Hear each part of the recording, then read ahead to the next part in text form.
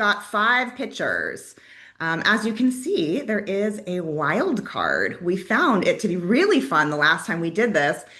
Well, actually, someone flaked the last time, and we had to call someone out of the audience to pitch live. And we got such incredible feedback about that that we thought, hey, why not do that every time? So, with that in mind, if you are a founder and you are prepared to pitch, message Gigi directly via Slack, and she will pick someone at random to live pitch today. So everything is an opportunity, and we thought that that was just a really fun and playful way to potentially bring some new exposure to a brand we hadn't even seen or thought of yet. So make sure, of course, you fit thesis, and then reach out to Gigi accordingly. But here's our pitchers. There will be 5 plus a wild card.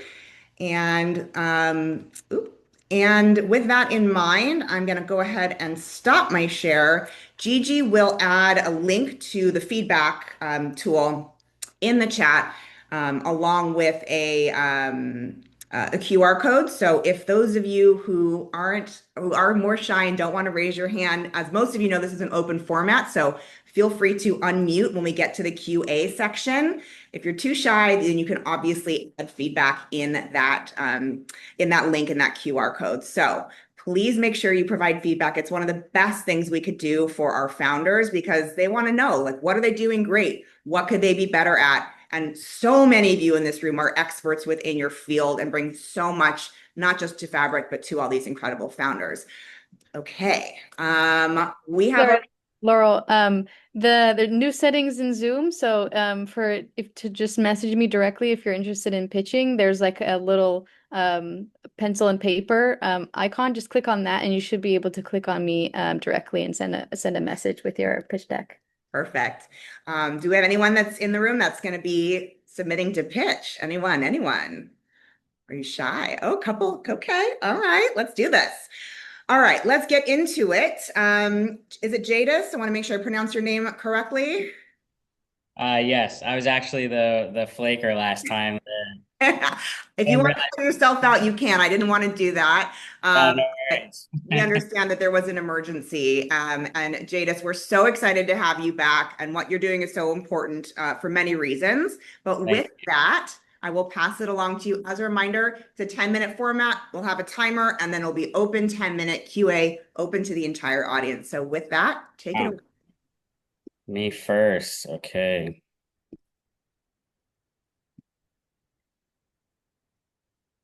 How do I hide everyone? There we go. All right. So great to meet you all. I'm Jadis, the founder and CEO of Motivo Skin and Scar, more recently known as Motivo Scar Care. Oops, how do I switch the screen? Oh, there we go. Stanford research shows that every year in the USA, nearly 80 million new scars are produced. A lot of these arise from traumas, accidents, operations. They can even happen from your simple daily activities. Over 50% of these scars are visible, 30% are painful, and 1 in 3 people with scars report suffering from depression and anxiety. The scar care market is projected to be a $55 billion market by 2030 and is growing at a 10% average growth rate. The addressable portion of the market that we fall into is physical products, which takes up a majority of that market share. The other portions are laser treatments and scar revision surgeries, and both of those procedures require scar care follow-up, which means using more physical products, which pushes those customers back into the physical product bucket. Our competitors have always been known just to treat the scar. This leaves them category locked and with limited reach. They also contain low quality ingredients, which aren't really that good for your scar or your long-term skin health. Some of them contain heavy silicones, which don't fully absorb into your skin, alcohols, which dry out your scar, and onion extract, which really doesn't do that much for you. All of this hinders their ability to cross into full dermal correctives. That's where Motivo Skin and Scar comes into play. We want to be with the customer before the scar, during, and beyond the scar. Motivo creates award-winning inclusive dermal corrective products that deliver targeted effects and provide long-term skin health benefits. Right now, our current product lineup initially focuses on the scar. We're the only ones in market to offer scar tape in multiple different skin tones. This provides the user with a discreet wear while being able to heal their scars. We also offer 2 topicals, which are award-winning products for their efficacy and ingredients. Our products are currently made in the USA and Canada, and we've been able to achieve a 75 to 80% product margin on our line. Here are some before and afters. A lot of our customers have been able to see results in as little as 4 weeks with consistent use of our products. Some of the most successful brands in the market are the ones who reimagined their industries and brought new approaches to the products that they bring to market. One of the fastest growing categories in beauty right now is clinical body care. And that's where Motivo Skin and Scar is reimagining things. Unlike our competitors who just treat the scar, we want to be there through the repair process, the fading, and the long-term maintenance. No matter where the ailment is on the body, if you're in your physician office or a Sephora aisle, we want to be known as a solution for you. The future of Motivo. Our future product lineup will fall into 3 categories: repairing, fading, and maintaining. We're currently in the R&D process for a spray that'll help accelerate the wound healing process. From there, the customer will graduate into our scar care products. Once the scar is faded to satisfaction, they'll be able to graduate again into our maintenance products. With this round of funding, we'll be able to get a jump start on the creation of our supplements to become the world's most complete dermal corrective system. They say the best people to solve the problems are the ones who've been through it themselves. During my journey transitioning from female to male back in 2018, I received a top surgery performed by Dr. Jonathan Keith. The aftercare to that top surgery was to wear scar care products. I tried multiple different brands and had a varying negative experience with each of them. After that, I stopped wearing the products, and that resulted in my scar stretching, becoming keloided, and very irritating to deal with. I tried multiple different interventions, from steroid injections in the scar to prescription medicines. And after none of that worked, I ultimately had to get a second surgery, a scar revision procedure. The follow-up care to that second surgery was to wear scar care products. I was concerned that I was going to have to keep going in circles with this, and I expressed that to Dr. Keith. He understood and said that a lot of their patients have similar issues and that we just had to make do. And that's exactly when I knew that we had to do something better. Our team is comprised of over 30 years of CPG, startup, and medical experience. I myself helped grow a startup in the cannabis industry from inception to $12 million over the course of 7 years. We were set to be acquired, and we're in the middle of due diligence during COVID, unfortunately, so that killed that deal. Dr. Jonathan Keith is a board-certified plastic surgeon with over 10 years of surgical and medical experience, and he teaches his procedures around the world. Alessandra is a part-time team member who's in control of operations and e-commerce. She comes to us with a luxury product background from brands like Neiman Marcus and Gucci. Andrew Lino is our fractional CFO. He's a senior financial analyst at Designer Brands and formerly Reckitt. Our attraction to date has happened on an extremely bootstrapped budget with myself as the only full-time team member. We're currently in the process of conducting an IRB-approved research study with Penn Nursing, which is one of the best nursing programs in the country. This research study is going to be about how scarring impacts mental health. We also have awards on both of our products and are nominated for another one currently. We participated in a handful of startup programs. We're on track to do over 100% year-over-year growth currently. We have around $250,000 in lifetime revenue, $35 CAC, 68% gross margin, 4.8 ROAS, and a $90 AOV. Our AOV right now for 2025 is actually $97. We're looking to raise $500,000 to be used across new product development and small batch clinical trials. We'll also be hiring on Allie full-time, as well as a full-time salesperson. We're going to be making rolling changes to our current inventory, as well as sample creation to help with our offline sales efforts. And the rest of that will be used towards marketing, organic and paid, offline and online. We're looking to achieve $120 million by 2032, which is less than 1% of our addressable market. We plan to do that by rolling out new products biannually, entering into new markets, prestige marketplaces such as Nordstrom Online, med spas, and physician offices. In the near future, doing a light prestige beauty retail rollout, eventually expanding that and expanding our D2C globally. We'll be hiring on more people, eventually raising another round of funding, adding some additional C-suite members, and international expansion. We currently get a lot of outreach from other countries, physicians and customers alike, asking if our products are sold in their countries right now. Our revenue split of the $120 million by 2032 will come majority from retail. Secondary will be e-commerce, then the med spas, and our international rollout. To give you a little bit of insight into how we plan to play in both worlds and what we've been able to achieve already within clinical medical care, as well as the beauty industry, we've been able to partner with cancer organizations as well as LGBTQ health platforms. We've been part of beauty subscription boxes and in a number of beauty publications. We're also currently a nominee for the Beauty Independent Inclusivity Champion Award this year. And yeah, so I mean, I hope to be able to continue success with someone in the audience today, and I appreciate everyone's time, and I'm happy to answer any questions. Awesome. Thank you so very much. As a reminder, you can either add questions in the chat or you can raise your hand and unmute. Alyssa, go ahead. Hi, is it Jadis or Jadis? Jadis. Jadis, hi, it's Elisa. Love your story and very interesting product. I would lead actually with your personal story because when you were talking about scars, I was like, yeah, scars bad. But I didn't get the full what you were really referring to until you told your story of what you went through, its impact on you, trying again, having no answer. Like to me, that was really gave me a different understanding of what you were talking about. The second thing I would say is I feel like you have a really aggressive like trajectory of wanting to develop new products, new markets.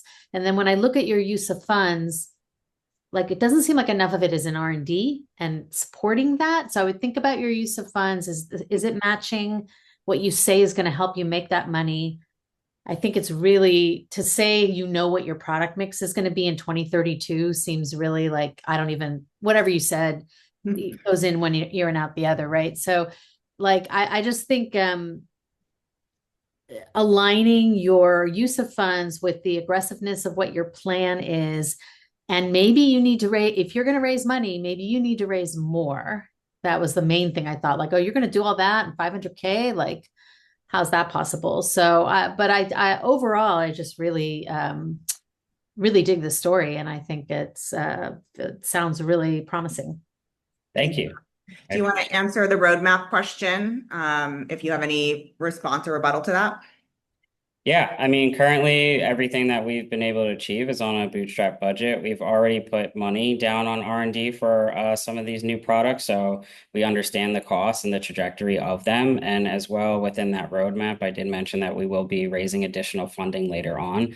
I personally, I scaled a company before and we didn't raise any outside capital, so I'm kind of used to that like scrappy, very lean style, which I know is not the same thing that we can do within this business. But if I can continue to get to the next level without giving away majority of my company, then I'm going to continue to try to do that to maintain the integrity of the business and the products and the people that we help. Thanks so Thank much. you. And for those of you that don't know Lisa, she is the founder behind Blog Her, exited that herself, very successful founder and such a good storyteller. So I'm totally aligned with you when you said the story has to come first. And Jadis, your story is so empowering and impactful. And the reason for being is so critically important to why we're all here in this room. So I just want to give you a little bit of credit for both of those things, both of you credit for those things. To answer the story question, I actually moved it towards the back because unfortunately, like during the entire like political differences and climate, a lot of people were not moving past. The story used to be on the second page of the deck after the intro, and it was the entire introduction into the brand. And a lot of people kind of just stopped there and wouldn't go any further. So I moved it more back to kind of just open up to the broader scar situation and relate to more people, and then have people understand why I have the ability to do this and solve this problem. So I definitely I want it to be more forward facing as well, because obviously it's me and what created the brand to this today. So I agree with that. I would just say, as a woman founder who, you know, raised money for a woman-oriented company, that if us being women for women would put them off from investing, then find it out quickly and move on. Like, exactly. I understand what you're saying about the environment, but like, Also, yeah, I understand what you mean, but I also think maybe they would not be your people anyway. Agree with I that. agree. I appreciate that. We're gonna move Thank on to Mark. Go for it. So again, great information, great product. Appreciate the accolades. I have you. a bit of a theoretical challenging question for you. So my observation in the market space you're getting in is it's going to get more and more difficult as we move forward in time. There's been a lot of bad players in the market. There's a lot of people out there debunking bad players that have come out with products that really don't do anything or don't do what they say they do, right? Mhm. And so how are you thinking about that as you develop your new products that haven't yet been tested, haven't been demonstrated effectiveness yet? How are you going to address that future skepticism in the marketplace and demonstrate your integrity and that the products do what they say they're going to do? Yeah, so for our new products and the products that we have in general, I think ingredients are our main focus and what they actually do, not only for the scar in the moment, but the long-term skin health as well. And testing. I mean, when we can afford to do mass testing on our products, that's how we really want to roll them out. So that way the proof is there before they even get to market. And is that reflected in your budget and your cash flow demands? Yes, small batch clinical trials are not as capital. I mean, they're expensive, but they can be done within a 20 grand budget per product.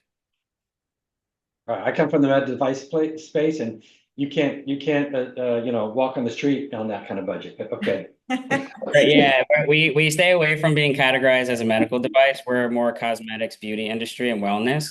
Yeah. Because of the complications that come along with being categorized as a medical device. The FDA stopped requiring approvals for scar tape back in 2002. So as long as we stay within a fine line, then we should be okay. Okay. Thank you. Mark. Gemma, thank you so much for joining us. Gemma's on our LPAC. She's amazing. Go for it. High-powered attorney out of Texas. Oh, good attorney. Tell me everything I didn't present. Sorry, I just set her up wrong, actually, I realized. No, glad to be here. I thought your story was um, certainly a compelling one. Listening to Elisa, though, I do think the personal aspect of it, or making it more personal, whether it's your story or somebody else's story or a combination. Because I didn't really get it either until partway through. And I mean, I've had a C-section, breast reduction, skin cancer, and there's not a lot out there that solves the problem, not even close. Yeah. And, even my husband, who, is pretty thin-skinned and, has some wicked scars from the dogs jumping up on him. And that's nothing compared to what, you've been through.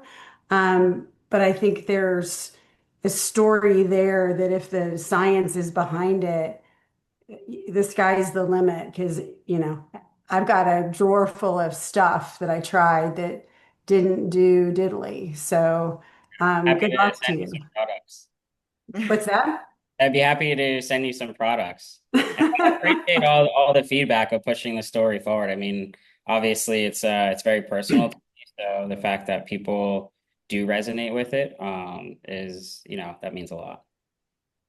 Awesome. Thanks so much, Gemma. We had a question in the chat, which was from Deb Fine. Do you have a financial packet and valuation and a little bit more about your competition first? You did mention your competitors in the space, but I don't think we talked about valuation for that raise. If you want to talk that here, you don't have to. Of course. Yeah, no, I don't want to answer that here. I would be happy to talk offline about that. Great. And then the next question is about your background in exits. You did mention it briefly. What I would add, Deb, did you want to add something? I saw you unmuted. Oh, yeah. I mean, if usually with the fund, we would definitely want to know what the valuation is. I respect whatever you've decided here, and it is being recorded. But so why your team? Why you? Why your team? Why can you do this? So your background and your exits, which would include. So I helped build a startup in the cannabis industry. It was another physical product. We made vaporizers to smoke cannabis out of, and we were in the process of we scaled the company successfully, and we were in the process of being acquired. And in the middle of due diligence, COVID happened, so unfortunately, that killed that deal. My intention was to take that money and start this company. I mean, eventually I decided that I was going to do it anyway because I was very passionate about this. But I mean, that experience within that business was pretty all encompassing. It was just me and the other founder for the first 3 years, doing everything from shipping orders, customer service, social media, building the website, doing getting in my car and driving all across the country doing sales. So, I mean, I know that I have like the grit and integrity, especially for a product that I'm very passionate about and personal to me, and the experience of the past mistakes that I've learned and how to build and correct those things within this business. We had a couple more questions in the chat, and Dr. Jen wanted to ask me as well, but we are out of time actually on this, which is why we provided you the link. Gigi, if you can drop it in again so that people can provide feedback as well. Jadis, thank you so much. It's never easy to be the first one, but I think everyone really resonated with your story. And as someone who's actually tried the product, it's really a fantastic product. So we can only imagine you're going to be going up from here, and the line extension as well sounds really exciting. So thank you so much for sharing your time with us today. And thank you everyone for the feedback. This is exactly what we want to see. Next up, we have Sarah Ellenbogen. Sarah, are you in the room? Hello. Yes. Are you ready? Deck up. Deck up. Take it away. Can you guys just see? I can't see that slide anymore. I just see you. So can you see my deck? We got you. Is everyone else seeing the deck as well? I want to make sure we pin the right thing. Fantastic. Okay, great. Perfect. So hi, everybody. Thank you, Laurel and Gigi, for having me. I'm Sarah Ellenbogen. I'm the founder and CEO of Digify. I spent 15 years at Google and YouTube, where I was responsible for leading partnerships and commercializing some of Google's biggest ad tech bets before I left to launch Digify. So let me get into it. Hold on. Here we go. Now I'm going too fast. So over 95% of products are sold through retail and e-commerce platforms like Amazon. In doing so, brands lose that direct access to their customer. That means no data, no feedback loop, and no way to measure their digital, social, in-store, or TV ads, and how they're driving sales. So brands are spending over 85% of their marketing budget in channels where they can't prove ROI. It's a massive blind spot and an equally massive opportunity. That's where we come in. Digify bridges the gap between brands and their customers across both the physical and digital touchpoints. So we help brands directly engage, convert, and measure retail customers through a single AI-powered platform, from QR codes on packaging to CTV ads, sampling campaigns, and social promotions. We enable two-way personalized communication that drives and tracks retail sales. At its core, Digify combines dynamic QR code campaigns with no-code conversion pages and AI-driven SMS to guide the customer journey. Brands can launch everything from lead gen forms to rebates, reviews, and UGC capture, all through one platform. And the entire experience is connected and measurable from the first touchpoint to the final sale. So I'm going to show you guys what the campaign experience looks like with a quick video. Digify's platform turns marketing dollars into measurable retail sales. Here we have the customer journey from a brand ad on social. The customer clicks out to the Digify offer page for the brand, where they'll see details on the campaign and offer. This is a Sprouts buy one, get one free campaign for Ocean Blue Omega. The customer opts into the campaign by sharing their phone number. They'll then receive a text message from the brand with offer instructions. The customer can ask questions to the brand about the offer, products, and brand, and the AI will respond in the brand's tone of voice via messaging. Once the retail purchase has been made, the customer uploads a picture of the receipt here, and Digify verifies it with an AI and a human. Once approved, a payment is made to the customer via PayPal or Venmo. This is the first solution brands have to increase retail sales from digital ads, fully measurable, one of many campaign solutions Digify offers. Check us out.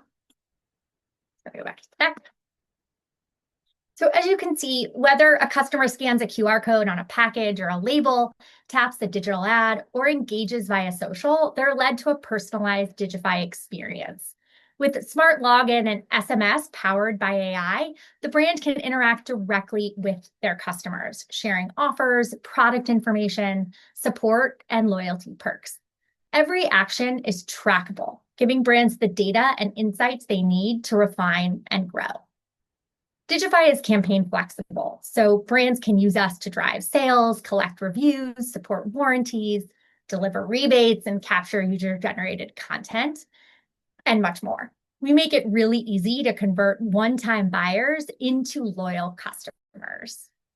We're building Digify Connect, our AI-powered platform that builds on Digify Core.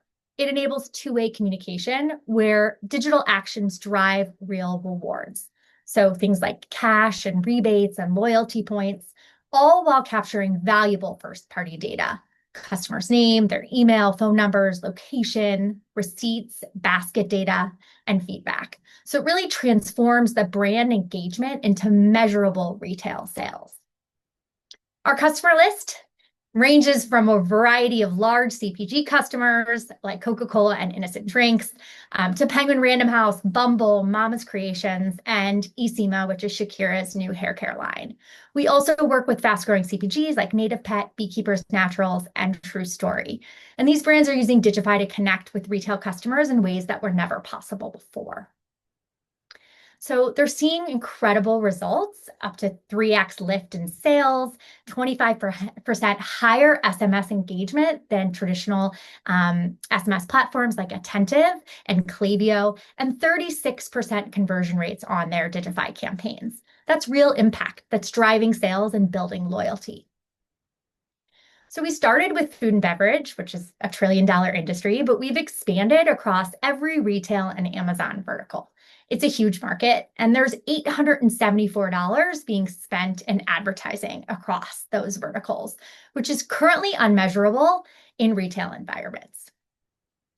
We operate on a SaaS model with tiered pricing from SMB up to enterprise, and our usage-based pricing for SMS and rebate campaigns scales with performance, so our success is really aligned with our customers' goals. We have 155 paying customers, 7 enterprise customers, and less than 2% churn. Our revenue is growing 33% month over month, and we actually hit profitability last quarter in June.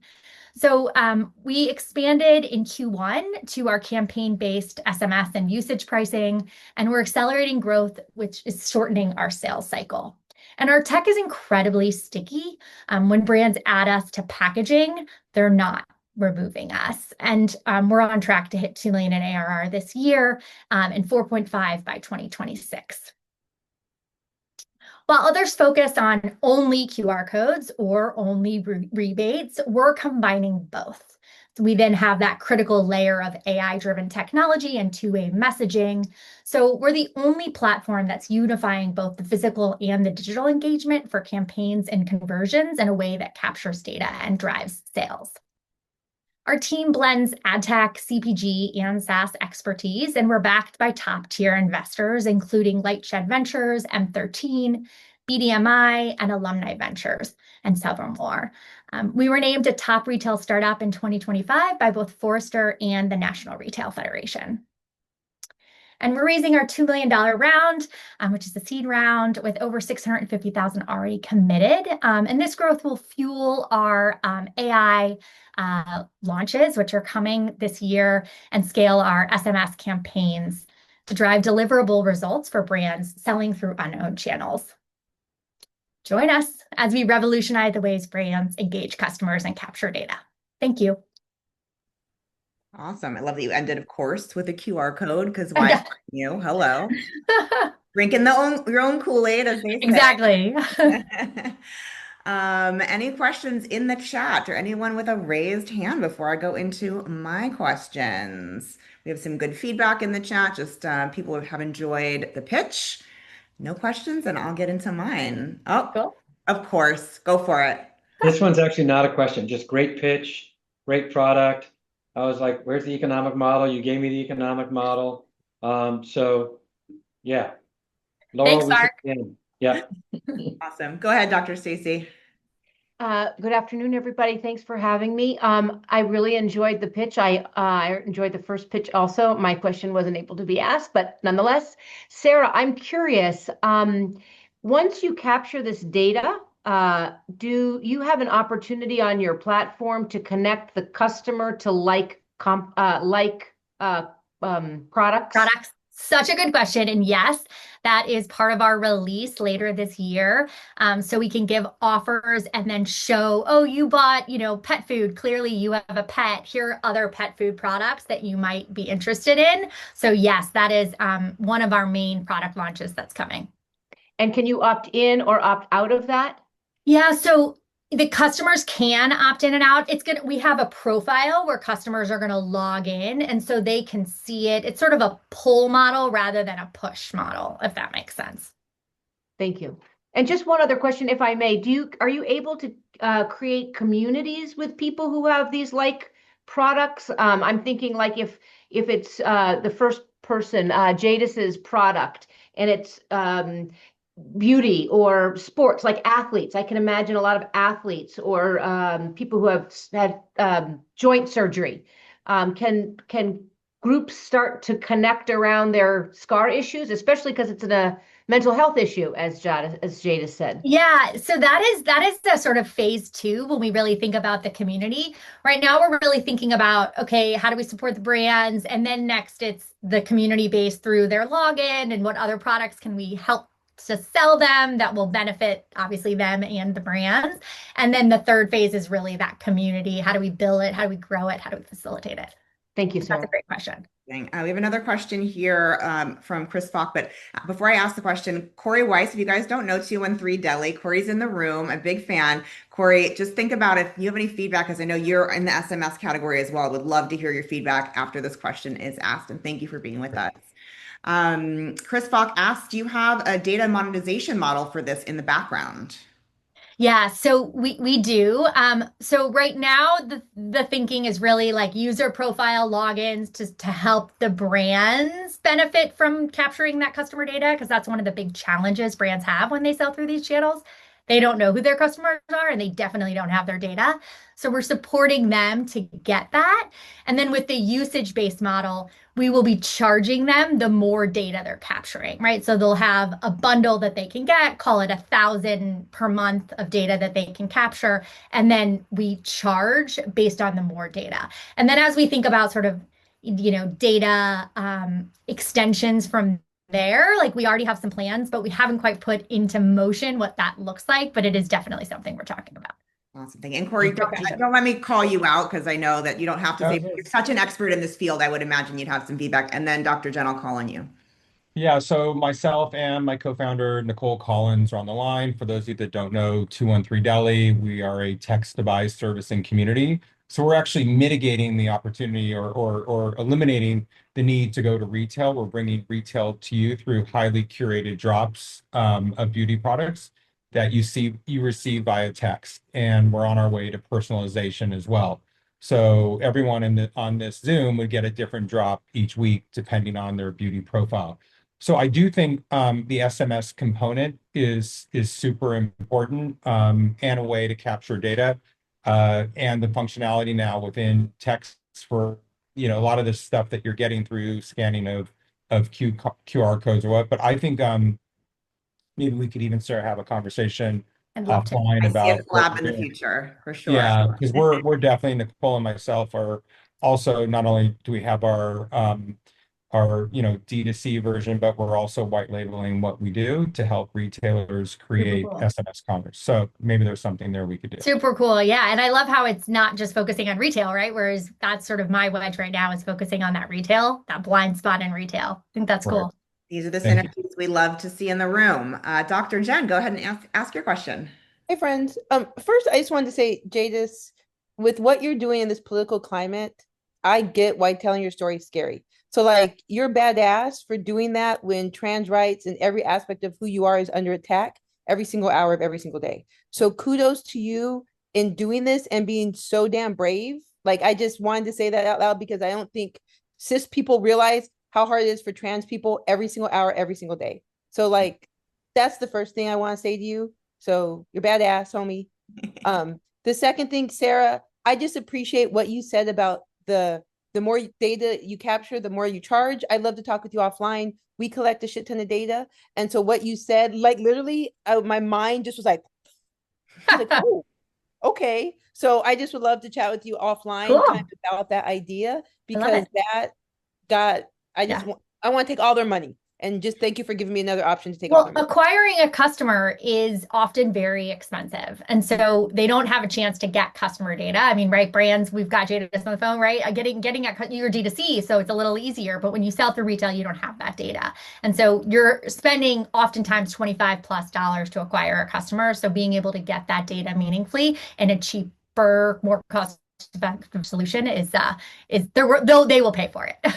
Yeah, we do it for youth sports. So like, Oh, yeah, I cool. just put my LinkedIn in. Anyone want to catch up? But thank you. Cool. Great. Great Thanks, feedback. Jessica. People are freaking out over the data side. I mean, it's so clear that this is what's next and necessary, zero-party data, first-party data, and that you're really solving for that and thinking about the future state of how to even monetize that component. It's really, really smart. Any other questions before I get into mine? If anyone else has any in the room, I always want to respect the room first. Cool. All right. I loved also the cadence. I think everyone agreed that like your presence is really amazing in terms of how you pitch. I love that you went from ROI blind spot to opportunity. I thought that was really fantastic. You did mention some of your competitors in the room, like the Klaviyo's of the world, that aren't doing the entire vertical, like your full stack, basically. What is going to stop them from doing that as well, since they have such huge tech teams? Yeah, I mean, great question. So Klaviyo is really focused on pushing right now, not as much as sort of like the pull, and they're definitely not in the rebate, like reimbursement space. So they're basically you store data. We actually partner with Klaviyo, so it's kind of like an interesting thing where a lot of our partners capture our data and then integrate it directly into Klaviyo as their CRM, and then use that to then push out offers, right? Oh, we have a 20% sale, aloe, drop, right? Whatever that is.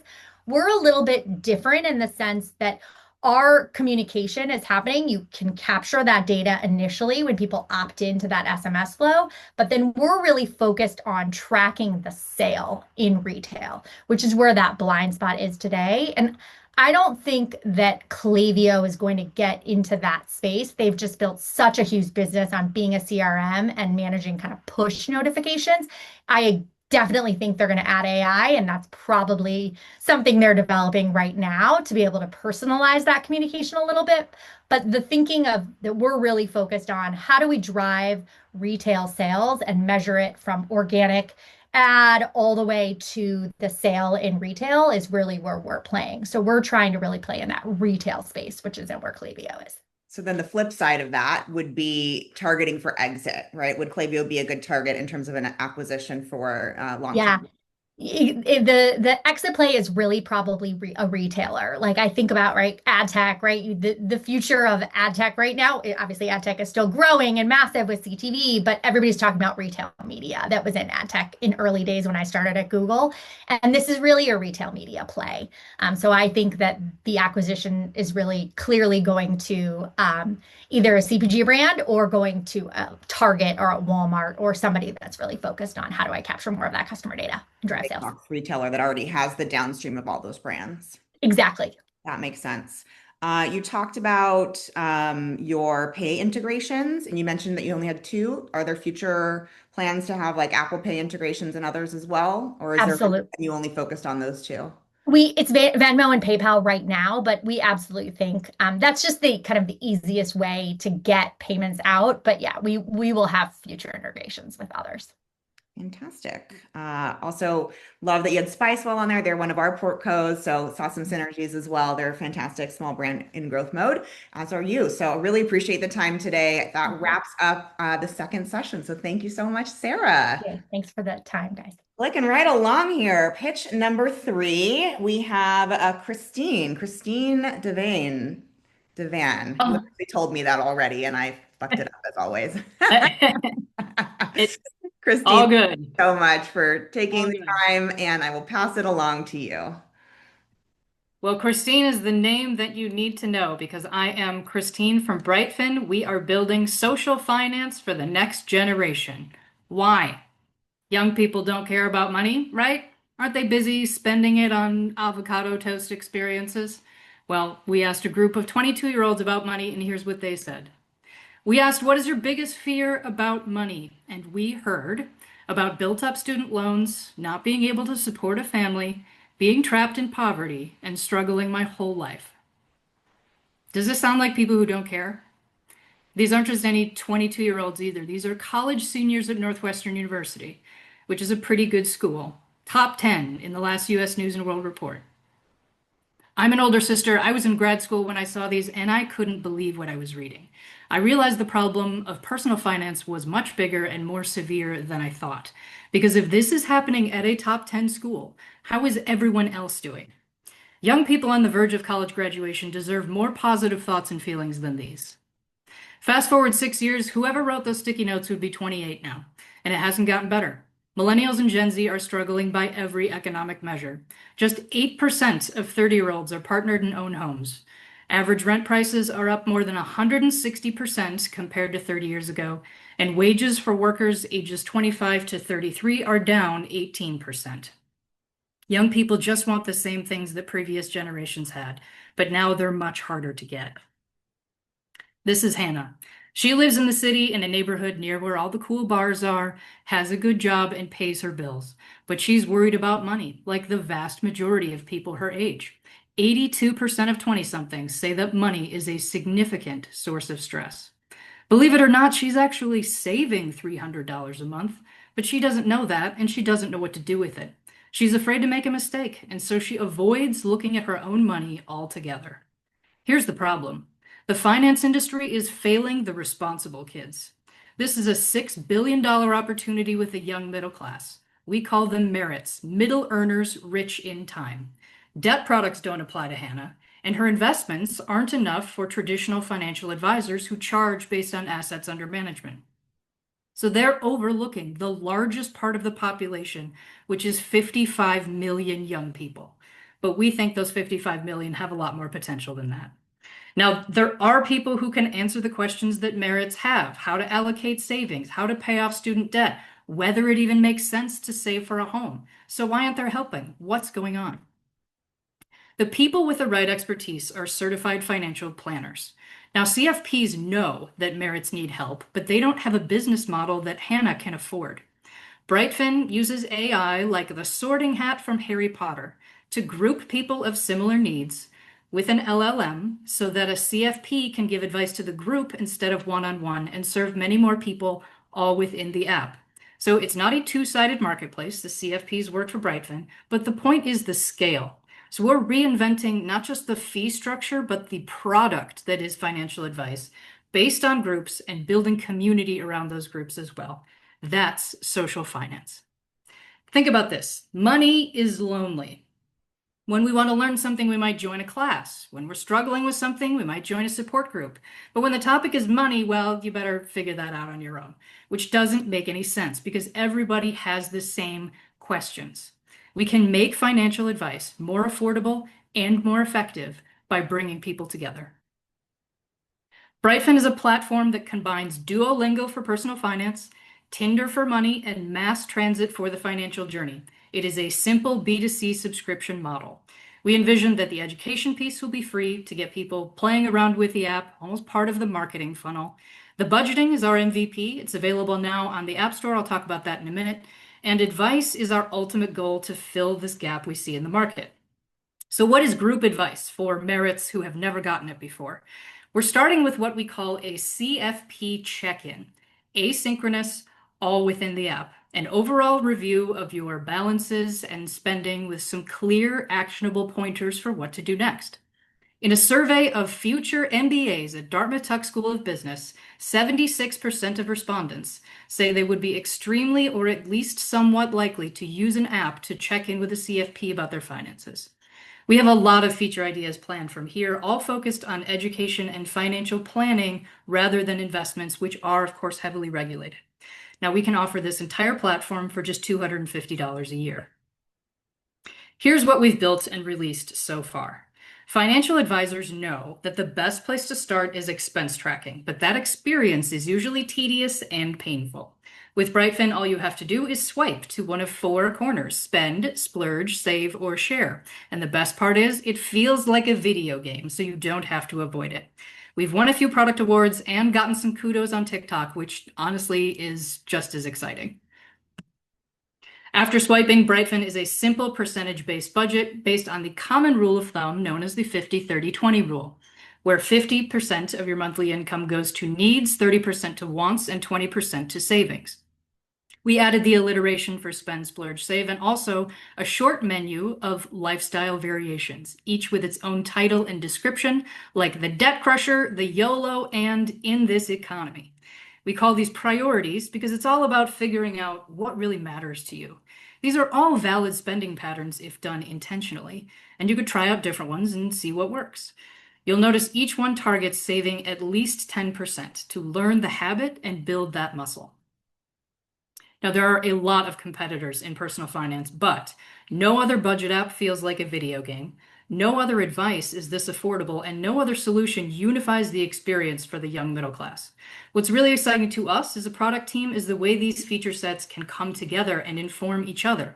Imagine an advisor points a group to a specific learning module, or the budget feature detects some large transactions and prompts an advisor to reach out and say, "Hey, what's going on? How can we be helpful here?" How's our traction? Honestly, it's still early days and we're counting in dozens, not hundreds or thousands, but we're seeing growth in our MVP despite the fact that it's summer when people are more focused on having fun than tracking their expenses. And that growth has been organic. If you'd like to follow me on social media, you'll see me encouraging the 70% of people who are paying their student loans. And we're also starting to build a wait list for our advice features. We've learned that the right influencers and newsletters can drive growth. To gain unfair advantage and reduce customer acquisition cost, we're seeking referrals from financial advisory firms who get questions from Merits and want to help their networks but don't have time for these basic topics. Broadly, we're positioning financial health where it belongs as part of mental health and fitness and seeking related partnership opportunities. Personally, I'm looking forward to another presentation called Much Ado About Money with our CFP expert in residence, Misty Lynch. We've got one on the calendar with an employee resource group at a tech company, and we're scheduling with a few other sports organizations as well. Here's a snapshot of what we've learned about paid marketing channels, what we would do again, and what we wouldn't. This may come as no surprise to many of you on this call. The top two channels for us are influencers and newsletters. As I mentioned, with more focus, we could bring down our customer acquisition cost in each channel that we do pursue again. There are also a few niche markets that have shown a strong interest in what we're building, and those are med students and medical residents, people with ADHD, and also athletes with groups like US Rowing.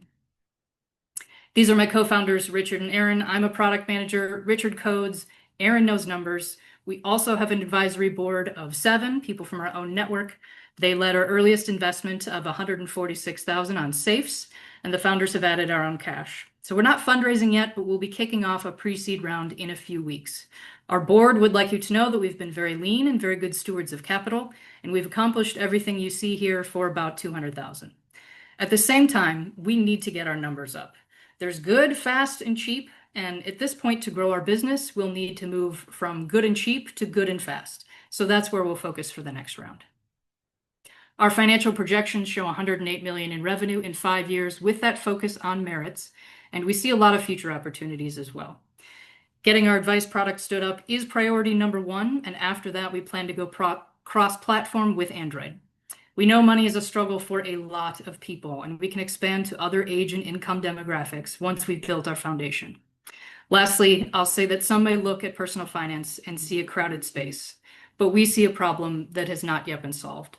So from our team and from Hannah, thank you for listening.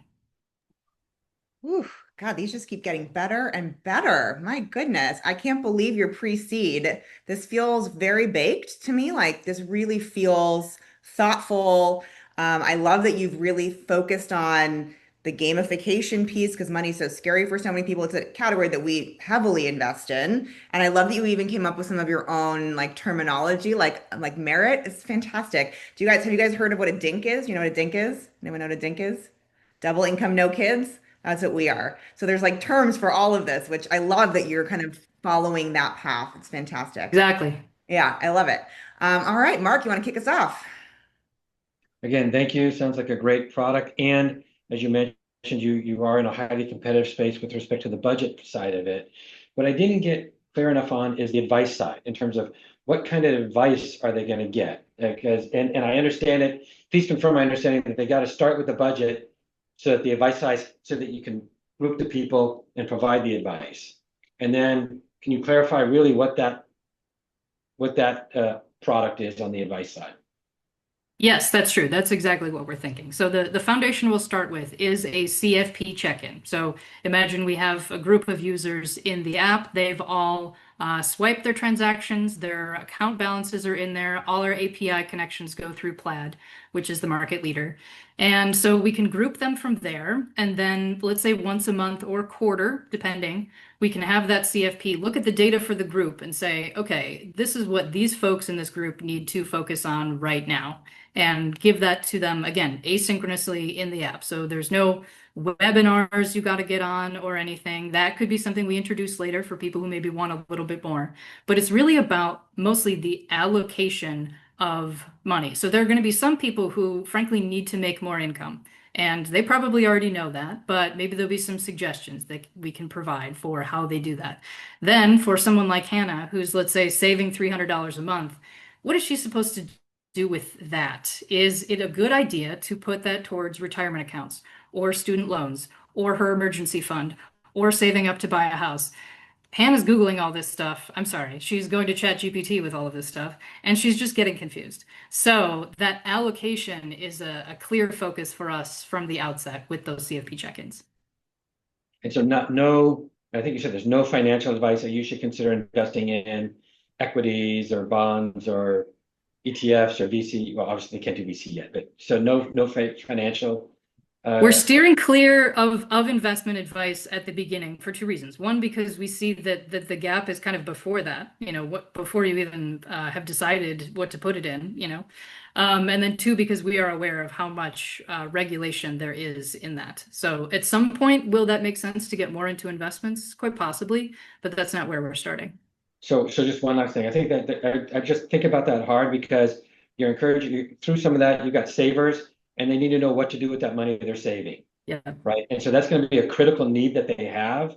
And so if they're not going to get that from that CFP, they're not getting one of their critical needs met.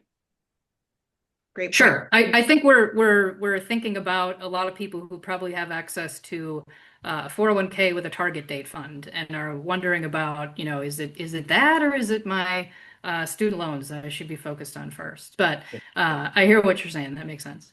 And it sounds like that could always be on the roadmap at a later date, right? You are very early days, even though it does feel very big to me. Thanks for those questions, Mark. Elisa, go ahead.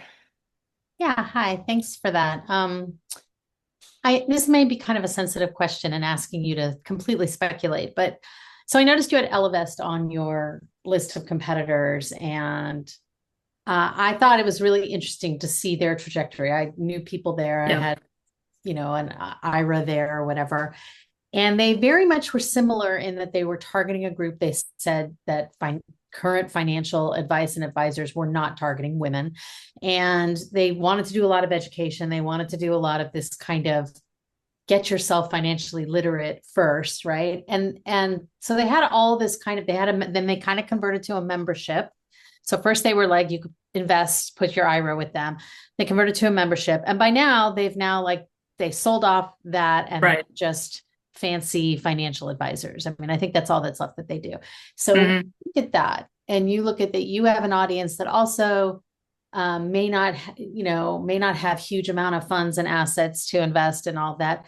What do you think you're doing differently or that they could have done differently to keep to that mission, which I think was a great mission, and actually scale and be reasonable, have a reasonable story for investors? Because I think that they're kind of a little bit a cautionary tale about that. And I'm curious what your observation is. Since you have them on your list, you're aware of them. I'm just Yes, very much. And it's a good question. Thank you for asking. So I was an Ellevest customer for a while, so I'm familiar with them from that angle. I do know also that their most read blog post for like 8 years, it's now not up anymore, but their most read blog post was exactly what we're talking about. What's the order of operations of how you allocate your money? It had nothing to do with investments. But I think everybody assumes that the money is on the investment side, and thus you have to be there. And I think it's leaving a lot of people in the dust. The reason we had them on that slide as a competitor is one product that they did have was in an ongoing annual membership for one-on-one financial advice, which was, I think, $1,500. So there are a few other new companies who are in that space as well, and Facet, Range, I think those are all potentially good, and we welcome the competition. However, you're talking about $1,500 a year. If Hannah's making 85K, that's still quite a lot of money. So it's the group part that I frankly keep expecting someone to say, oh, we're doing that. But so far, I haven't seen it. And that's what we believe will really make this more affordable and make the difference for young people. Do you not think that some of the financial media, like the nerd wallets or whoever of the world who like, do you not, if it's group advice, it's by its nature generalized and kind of best practice, maybe, how do you make it so it feels, even if it's group advice, it feels more specific than just going to a financial literacy media site, which they do exist. So do exist, but the information on there is kind of for everybody. Isn't annuity a good idea? Not if you're 27, it isn't. That's not right for you. So you can get into a rabbit hole, and I've done it. You can get into a rabbit hole looking this stuff up without realizing, oh, that's not for me. That's not what I should be thinking about spending my time on. So the point we're trying to make is that there is really nothing between free and $1,500 a year that will be a little bit more customized. And if you look at other places, whether it's, I mentioned education or health or wherever, there are a lot more middle tier options. And for whatever reason, in this industry, it's either Google or expensive. thank you. Thank you for those questions. Any other questions before I get into mine? Dr. Stacy, go for it. You're muted. Thank you. I'm super intrigued, Christine. And for a whole bunch of reasons, including the one that Elisa mentioned with Ellevest. One thing about this audience is that they grow and change. So who they are when they start on the platform is different than who they are maybe 2, 3, or 4 years down the road. So I would imagine that they become more prosperous. That would be your goal, and more educated and evolve. So I think that could that stimulates a different product or a different offering or just the evolution. And I also might just say, and again, I'm very new to this space, this pitch, so I don't know if my questions are that important or relevant or challenging, but there are a lot of peer groups out there right now. There's everything from Tiger 21 to YPO to EO, and in fact, there's a new organization out in Charlotte that's doing work with lawyers. Lawyers have been a forgotten group, and now they have this peer group. And so these peer groups, and I guess my point is, I think you're tracking in the right space, both because there's this isolation problem, there's this avoidance problem. So I'm curious. I just would ask you to pay attention to all of the what's next. Well, and all of the things that you're touching, all of the things that you have an opportunity to improve on. So congratulations. Thank you. I'm sending my son to you. No, yes, thank you. That is touching on a lot of topics that we have thought a lot about, and we've grown more into the community aspect after seeing more of that type of stuff out there. So yeah, thank you. Awesome. About a minute left, so I'm just gonna make a couple comments. The slide 2, you had 2019 figures in terms of fears. I would just update that data since it's quite thank you. Past that. Yeah. I already mentioned the branding pieces. I love the idea of social finance. I don't know if anyone else in the room has heard that. I hadn't heard that term, but I definitely think that that's a term of art you can own from a messaging perspective. I just thought your branding messaging was clearly like on point. We've already talked about that there's a lot of players in this space, but you really answered that when I was like, oof, we've already invested in quite a few of these. You said, yes, but it's gamified, affordable, and unified. Like you had the exact answer as I was asking the question. And then the last comment is at 250 a user, obviously that requires scale, which you haven't obviously hit yet, but you're in process on it. So I think that's clearly the challenge that you're here to overcome. And I also finally love that you came in pre-raise. There's nothing smarter than starting to build those relationships before you actually need the money. So kudos to you for being smart enough to show up in this room before you even need to raise, and very well done. All right. And then I am super thrilled to announce we have picked our live pitcher today, and that will be the Global team. I have the privilege of meeting this team when I was asked to speak at the WNBA All-Stars event. And I was like, I was supposed to be at Create Cultivate, which I'm sure some of you were at as well. And I got asked to speak at this event in Indianapolis for WNBA. And I was like, hell yeah, I'm all over that. And I met this awesome team there. They've been great at follow-up, and they've got something really important, I think, cooking in women's sports. So they will be the last ones on the docket. So stay tuned. And you know, I'm a lawyer by background, so of course docket was the word that came up. I apologize for that. Don't hold me to that one. Can we just take a moment, Laura, to look, like your nails? I mean, those are amazing. Thanks, Sarah. I appreciate it. Your check's in the mail. Fantastic. All right. So on to the fourth. We have Sumati. Sumati, are you in the room? Yes, I am. Nice to see all of you. Take it away. Absolutely. Absolutely. Give me just a quick second.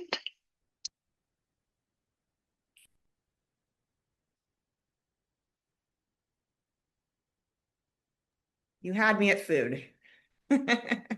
All right. Let me know if you guys can see my screen. Awesome. So I'm Sumati Sharan. I'm the founder CEO of Ladle. Ladle is your AI sous chef for personalized step-by-step cooking. As you all know, a lot of our experiences in life, a lot of things we do and build in life are a result of our experiences. So Ladle is a result of my personal pain point. I have a son, Ryan, who has a lot of food allergies. So over the years, I've just struggled to be able to provide him food that's healthy, safe, and of course, something that he'd want to eat. A few years ago, actually, there was a really interesting incident in our home. We had a birthday party, and I was baking 3 different cakes. My husband was vegan, Ryan could not eat dairy, and my other son, he just didn't want to eat their stuff. So here I was having a birthday party, trying to bake 3 cakes, and just really feeling frazzled and really frustrated that there really wasn't an easy way for me to switch out the ingredients and bake these cakes easily. And honestly, I'm a pretty good baker. After the party, I thought to myself, and I realized that I had worked for Amazon Alexa. I was responsible for building and taking to market smart home solutions like Alexa Turn on the Lights, Alexa Guard, solutions that are being used by hundreds of millions of users worldwide. So I had the experience, and I started to do some research, and I found that a lot of people, especially millennials and Gen Zs, are cooking more at home, and I decided to build Ladle. So today, you've got cooking content everywhere, right? It's everywhere and it's overwhelming. And we're focusing on millennials and Gen Z. And these folks want to cook, but they find it very difficult. Of course, they're following food creators, right? Food creators on YouTube, TikTok, and everywhere, but only 1% of that content really helps people cook. At the same time, kitchen brands. So you're talking about kitchen companies like OEMs and CPGs. They want to build engagement with these people, millennials and Gen Z, but they are just struggling. Ladle is your one smart kitchen platform that ties in these 3 groups: cooks, brands, and creators. For users or home cooks, we take them from chaos to confidence. For creators, we take them from being content producers to really core chefs who can help their users cook. And for brands, we're helping them become those trusted sous chefs who can actually build deeper engagement with their consumers by building trust. Now is the perfect time. The home cooking market is booming. Millennials and Gen Zs are following creators up a wazoo. Creators understand the clout they have, and they're accepting technology and AI today. Last year, it was a whole different thing. They really were really worried about AI. They thought AI was going to take up their jobs and things like that. But now they really realized that working with tech companies and working with AI allows them to increase their reach and provides them additional monetization channels. And brands who are really losing ground are really actually investing a lot more in marketing and engagement strategies. So I would go as far as to say that right now is the perfect time for Ladle to become the trusted sous chef for millennials and Gen Z. So Ladle is an operating system, right? Think about the smart kitchen market, and I'll talk to you more about that in a second. But as a Ladle sous chef, what we're doing is we're helping users. We're helping them personalize recipes based on their preferences, right? Either serving sizes, ingredients, their health goals, dietary preferences in their languages across different regions around the world. We're also helping them build confidence and learn more skills by doing step-by-step cooking. We're also providing that through creative videos and masterclasses.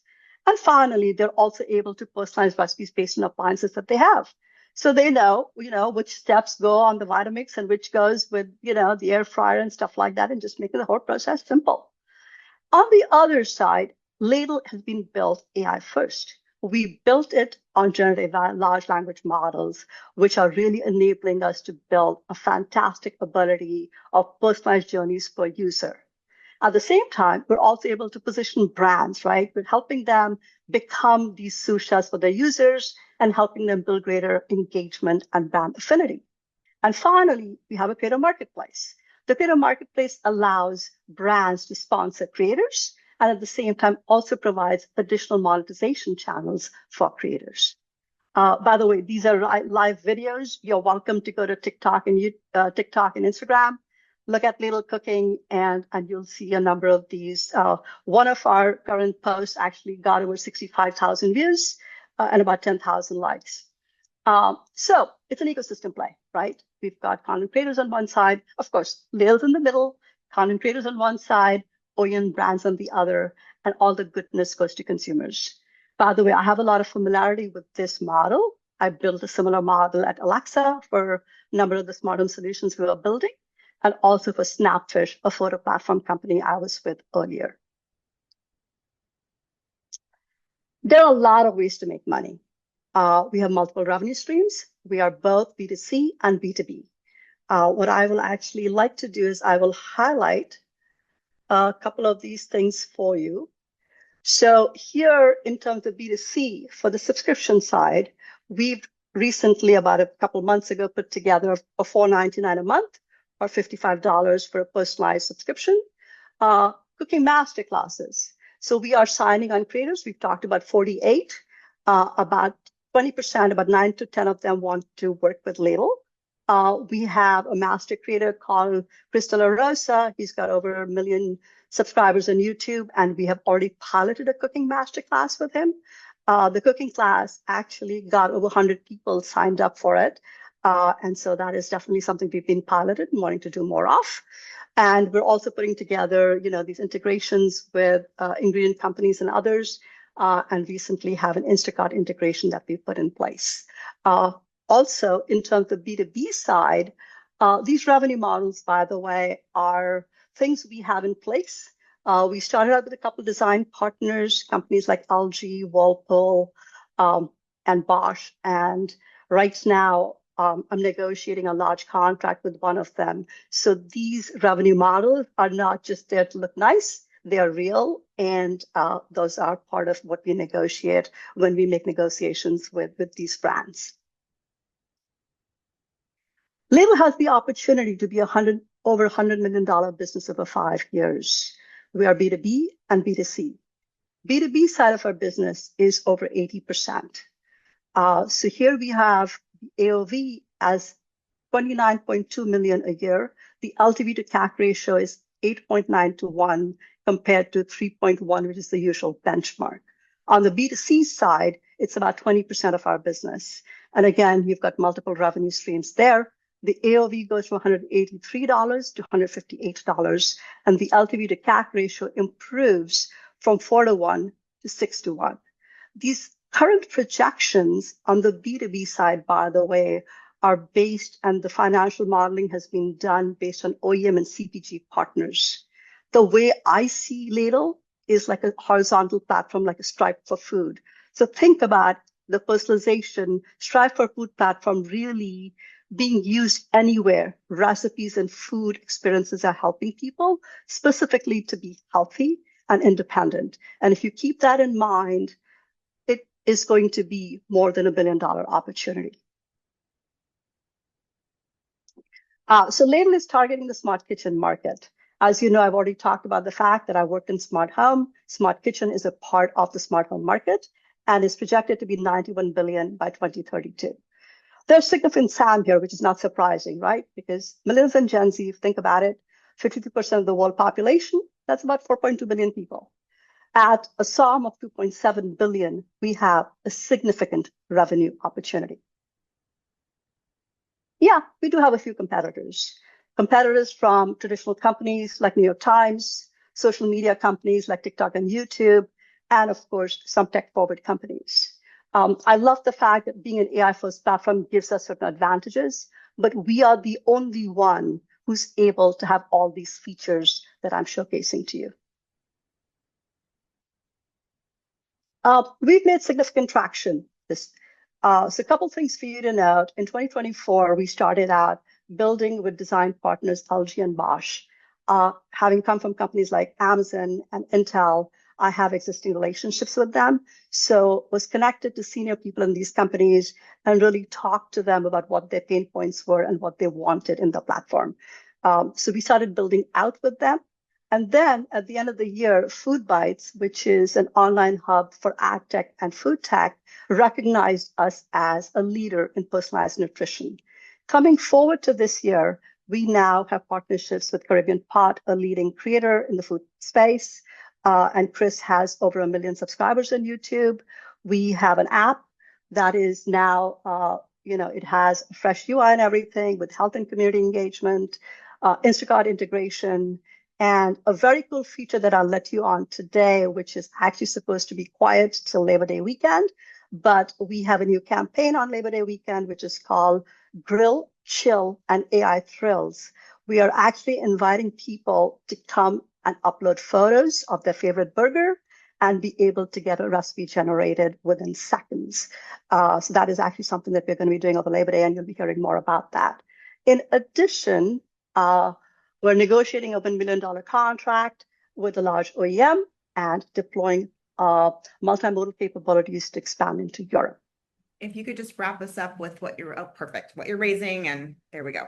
All right, 90 seconds, I'll be done. I thought I was faster, but anyway. So we're raising 2 million. 30 seconds, please. Okay, 2 million safe, a 10 million post-money cap, and this is projected. It's going to position Ladle for Series A readiness within 18 to 24 months. So my team is here.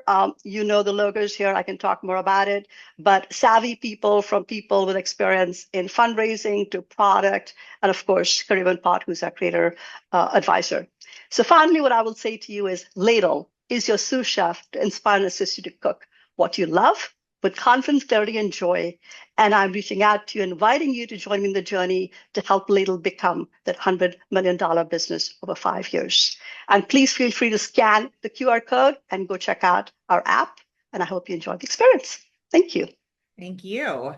Fantastic. If you could unshare the screen, give it back to us, that would be lovely. Yes. And Mark, you can go ahead and ask the first question.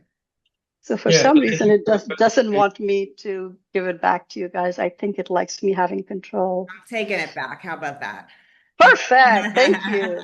All right. So thank you for the presentation. I do have a challenging question for you, especially on the competition in the marketplace. So as you pointed out, there's lots of things out there with respect to serving and those who are getting recipes and cooking and all sorts of that. And I got one preface question and then the primary. Is my understanding correct that in order for the B2B to really be valuable, you've got to have the consumers first? They are the engine that drives the value of the B2B. Nope.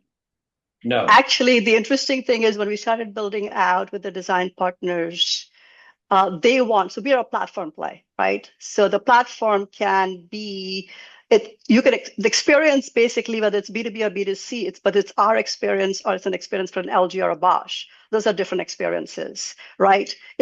So what they're looking for is they're looking for things that we are doing to be part of their platform. So when I'm talking about But contracts, aren't they trying to reach the consumer? they're reaching their consumers through their platform, and they can also reach consumers through our platform, but that is if they want to. They want the platform to be integrated to their experiences, whether it's web or mobile, to be able to reach their consumers. Okay, got it. Thank you for the clarification. That's important. But one thing I will say to you, what is really wonderful is while they're taking time, they're checking out our app, and that's actually almost becoming like a marketing tool for us with them, because they're seeing what we're able to do. And so they're coming back and asking us for those features that we are building. So it is really helping us in terms of a marketing tool, but those experiences can be only tied if they want to be on our app. But otherwise, it's two different sets of businesses. Okay, let me get to the tougher question then. So in terms of the consumers in that market space, the millennials, the Gen Zs, everyone who learned how to type in my age on a typewriter is going to be learning how to write prompts. So everybody in that market is going to know how to go to prompts. And everything that you said, I could do on ChatGPT today, just about. I am going to question you on that, Mark. You cannot, and I'll tell you why. Okay, I'm a big believer. If a product is one thing, right? And I will tell you even today that ChatGPT can probably give you about 75%. We have spent 9 months really working very hard on our platform. And again, I have built these platforms before, right? We worked really hard from getting from that 75% to 88% of accuracy. So building that level of accuracy, because again, here's the thing is, can ChatGPT do certain things? Yes, but if you get seaweed with chocolate, most people don't want that, right? So being able to get the level of accuracy with the performance that we've done with our platform, we've built so many validation checklists and so much input of data and data classification. I don't think ChatGPT can do that. In addition, we are really focused on the user experience, right? Because at the end of the day, I'm not developing an LLM. I'm building that experience for the user to be the easiest experience for them. So when they come at 6:30, they got 30 minutes to spend. Mark wants to know what to cook for date night for his girlfriend. We are really proactively providing that experience for him so he can do that. And I think that experience piece of it, you can't get that from the LLMs directly. Okay. Thank you. You're muted, Laurel. Laurel, you're on mute. I'm on mute. I forgot how to computer. Thanks so much. Elisa, go for it. Yeah, hi. I love this. I'm very interested in this space. I mean, I've had ideas about this myself for years that I never did anything with, but I've collected like every app. By the way, I love the fact that you're excited about this space. I'm very excited about this space too. So we have something in common. Yes, and I will say that I to the point of GPT, there's two things. I'm a vegan, and I also wanted, based on my nutritionist advice, to try a low FODMAP, and I found that somewhat overwhelming. So I asked GPT to bake me a 5-day menu, and while it was fantastic as sort of a starter, it wasn't accurate. It had foods that were not low FODMAP. It had foods that were not vegan. Like it was great. It was great for what it was, but it didn't serve it. It didn't give it to me all the way. And the other thing I will say is because right now I use New York Times Cooking, and there's a great site, eatyourbooks.com. Do you know this one? I don't, but thank you for telling me. Eat Your Books? Eatyourbooks.com, because I have a million cookbooks. That's the thing. Beautiful vegan cookbooks that I don't leverage. And this Eat Your Books lets you build your bookshelf and then search by ingredient or by whatever, and then tell you, oh, the cookbooks you have, there are 4 recipes like that on this page of that book. So these are the 2 things I rely on the most. But there is something it misses around efficiency, addressing food waste, addressing, there's things that no one solution has. So I love this whole thing because I cook a lot. I love to cook. I love to bake. And I actually love to look at sites that are about, when I'm looking for my recipes, the discovery aspect, the seeing other pictures of food the seeing other ideas, to see related stuff. That's what you get from a cooking or food related app that you also don't get from a generic kind of Google or GPT or whatever. So like I totally get it.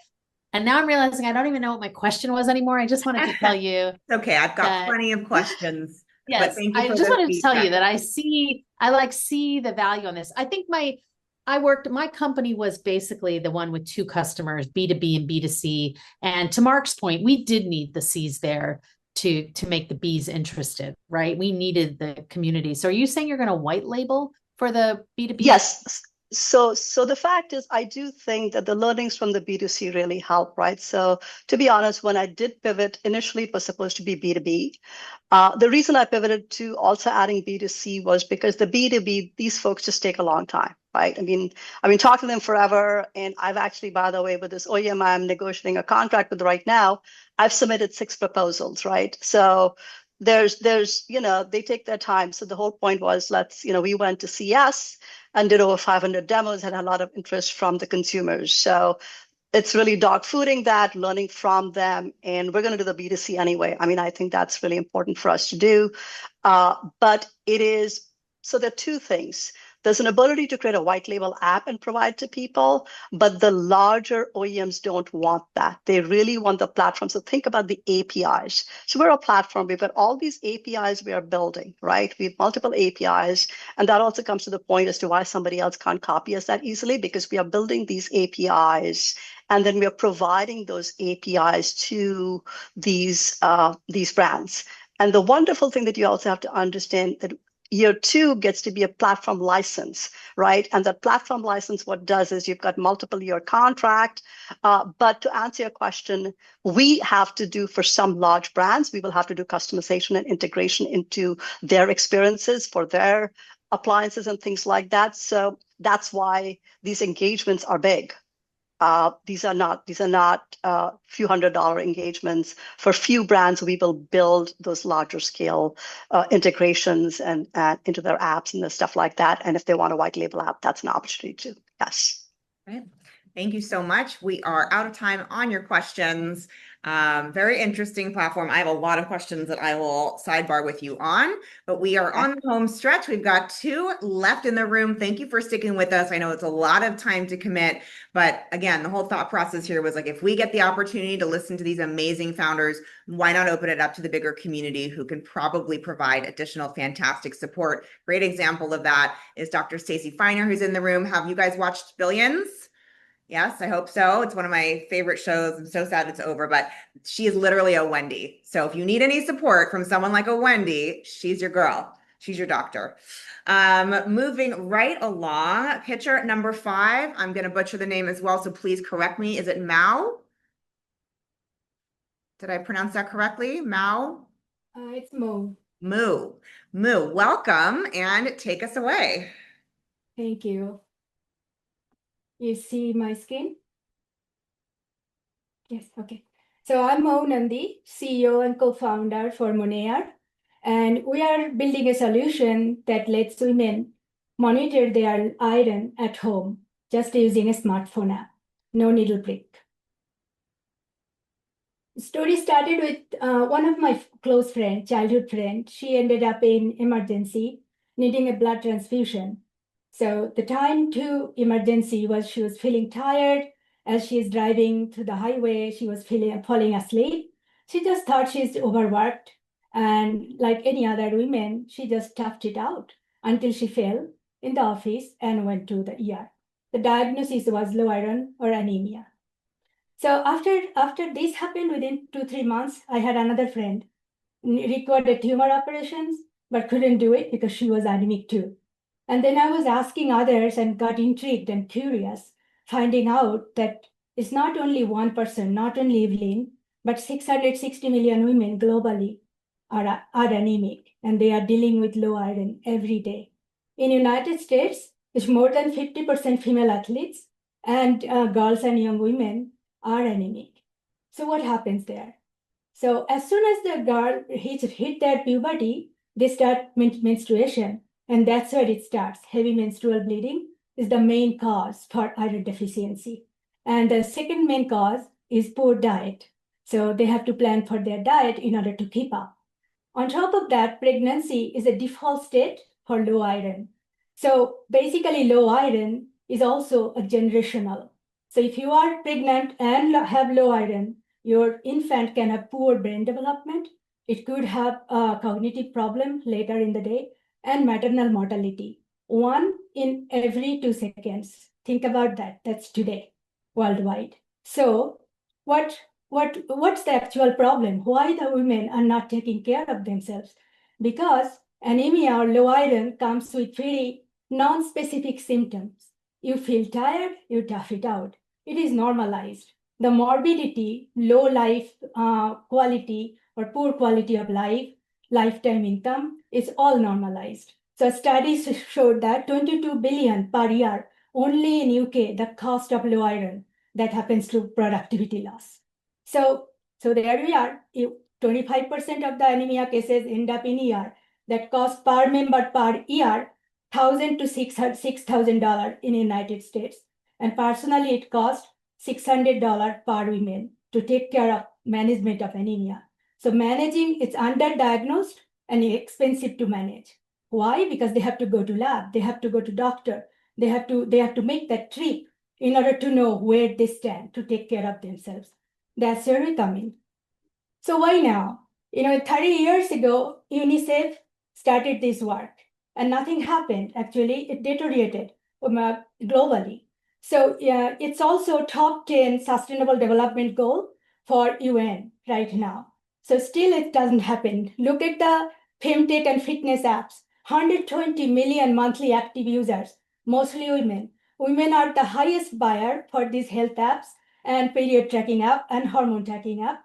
So what they're doing, they're giving advice to women, like do this, eat this, do that, but without measuring it. So they are advising to manage a problem without measuring that. That's where we come in. It's already late, but it's better than, never or later. So our anemia tracking app is a natural fit for these health apps and the nutrition app in the market. The sheer number of women who suffers from anemia or low iron gives us a big market. It's a huge market opportunity. We're targeting 2.7 million United States women who are already managing anemia, know about anemia in our near future market. So we have a proprietary AI platform where we actually used a century-old idea that inner part of your lower eyelid can give you low iron estimate. So doctors use that for centuries, but there's no real-world evidence to quantify that or put it into a smartphone application. Until now, we did that. We collected hundreds of thousands of data in our lower eyelid, CBC lab test, and medical history, created our AI platform, and we have created an app that talks to that platform and takes a picture within a second and gives your iron score. So we are about 2 years old right now. We have early adopters and research partners. These are very distinguished people working in anemia for a very long time. They are our partners. They are running clinical trials in their hospitals, and they are also testing in real world scenario. We have sold 1 million tests for validation purposes only. And this is a sponsored clinical trial by Incor Hospital in Brazil, 12 hospitals in 4 countries, including 4 hospitals in the United States. We have a regulatory strategy. We are pursuing FDA de novo. We have already done 2 pre-submission, and we are talking to them for our next submission in next year. We have verified our clinical trial protocol already, so we are progressing very well there. So while we are doing this validation in the real world data and published 3 peer-reviewed journals, we are publishing our app and algorithm as a wellness app, so that we can go to the market with the women as a iron score estimate wellness app early. So now I'll talk about the competition. There's quite a few ways that people or women can actually check their blood and iron level. Mostly needle prick. So I'm not going into that needle prick ones, that HemoQ there, that CDC, WIC use, the Red Cross, you go, there's a finger prick. But there's also 2. Most notable one is Ruby, that takes your nude nail image and estimate iron score. The problem with that is that most women or many women actually wear nail polish. So it's very hard to take an estimate. And number two, nail is far from your lungs and heart. So it's anatomically a very inferior position to take that accurate score. And Massimo is a physical device, very expensive, used in clinical settings, not good for using at home. So we are well set to be the top one in this non-invasive anemia scoring market. This is our goal going forward. We're raising 3 million right now. We actually launched our wellness app for Premier Access program last week. We have 100 Premier Access user currently using our app and giving our feedback to iron out the details, and no pun intended. And then we are working on, working on launching it to the broader audience by September, end of August. So at that point, we will be, I'll talk about the GTM soon. After that, we'll go for strategic partnership. We're already talking to Samsung for 1.5 years. They actually found us, so we are working with them. We have gone through 2 stages of testing. Now they're moving into clinical trial stage. And then we are also preparing for regulatory approval. And once we get that, our product from Wellness app will become a software as medical device. It will upgrade and it will give us an option for market expansion into healthcare. So this is our business model and GTM.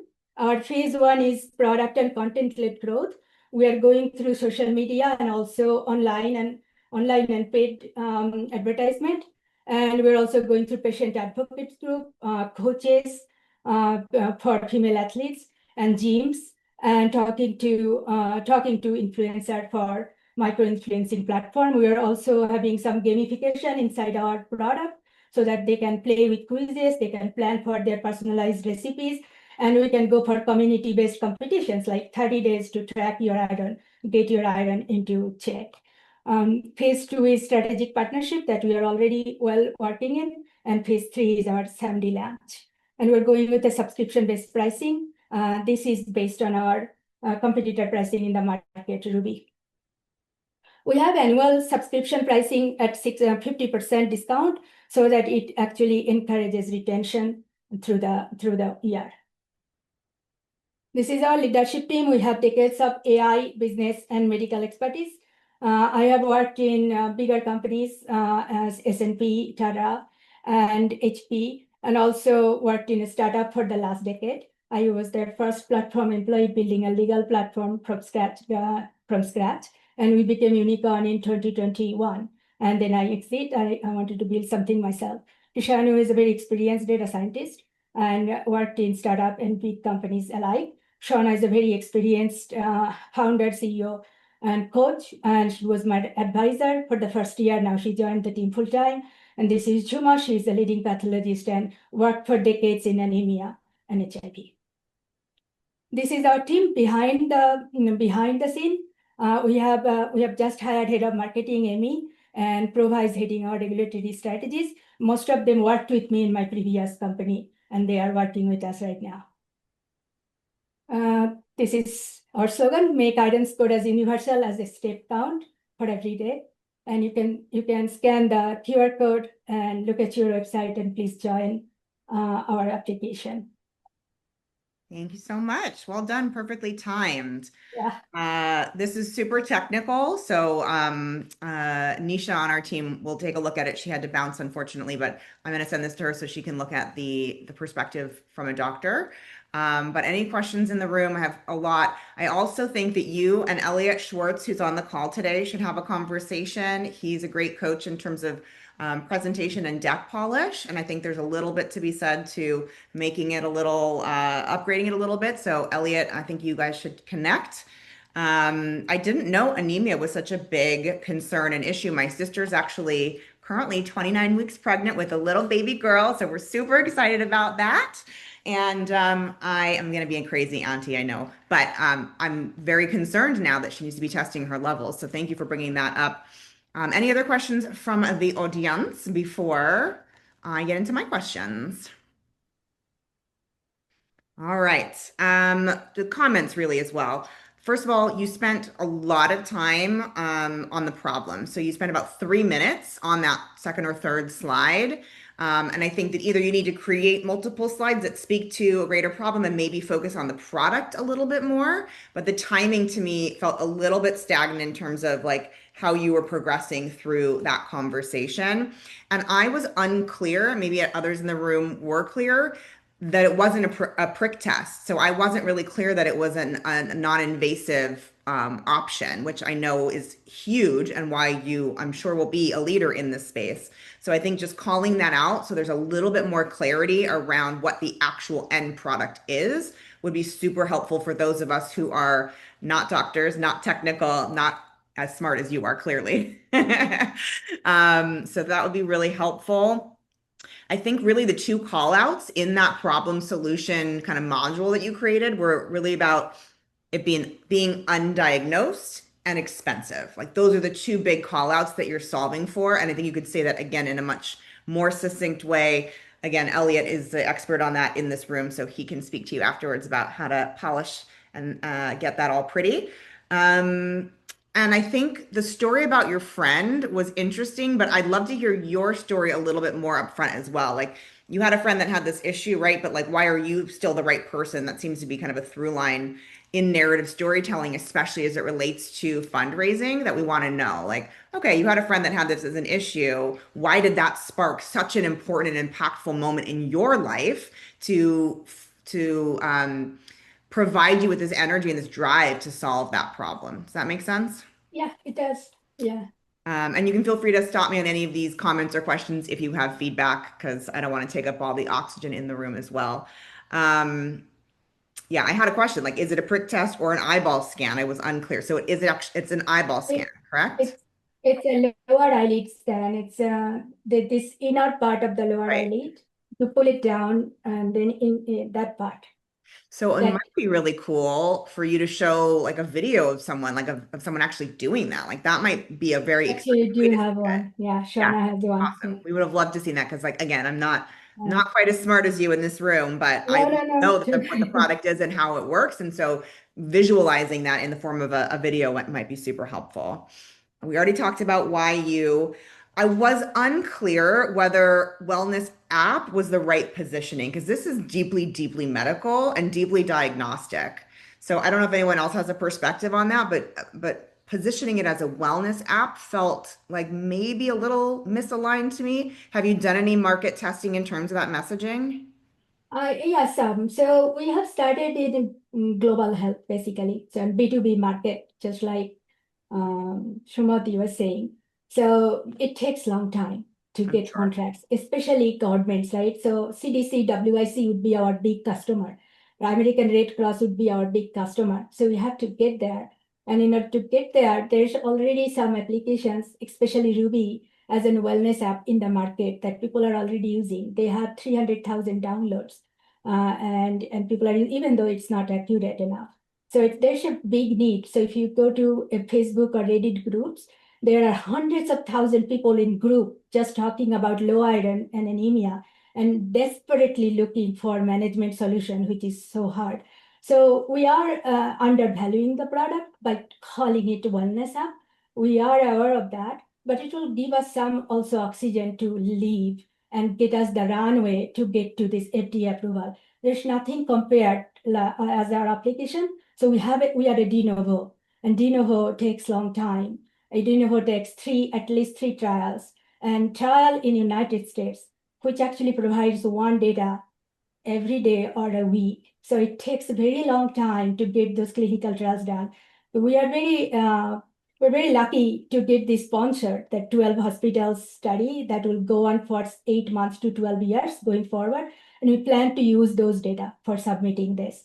So we already achieved 90% accuracy. We already achieved accuracy as the Massimo one. And we test it every day. We have already screened more than 47,000 people just using this app, not for training, just for testing.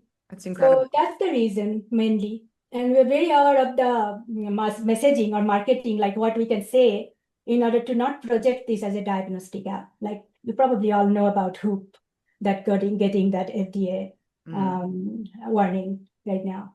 Yeah. Thank you for that color. I appreciate it. You talked a little bit about the use of funds. Can you dig in a little bit more? I know you're raising 3 million. Uh, a lot of that is focused on marketing and acquisition. I was a little bit less clear on the use of funds. If you could just unpack that a bit. Sure. So, all these people that working is R&D, like engineering, marketing, regulatory, and business development. Nobody's getting paid in United States. I need to be able to pay them. Number one. So that's cost money. R&D costs money. Number two is marketing, customer acquisition costs money. We have to go through this campaign and everything. And then regulatory approval will take money. So those are the three main heads for this raise. I might recommend breaking that down just a little bit so it's not just a blanket Okay. 3 million. Mhm. Like those are three very clear categories, and understanding, exactly, or at least in theory, how you would be breaking that down would be pretty helpful, especially since, for example, R&D has a very specific timeline that you're very well aware of, so you know exactly where these tranches need to kind of come into play. I think that is all I have in terms of my questions. Any other questions in the room before we move on to our final picture of the day? All righty. Moo, thank you so much. Apologies for butchering the name. I thought I got it. I was so proud of myself. I thought I got it right. Moo, not Mao. Got it.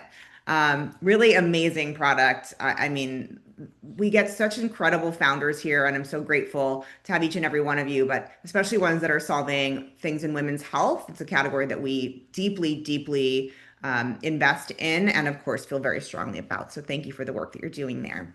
Thank you. Right. Our wild card for the day. As a reminder, there's a link in the chat. Please provide these founders with feedback. I know that some of us are shy in the room. I'm not one of them, obviously, but if you are shy and you still have feedback, please make sure that you reach out.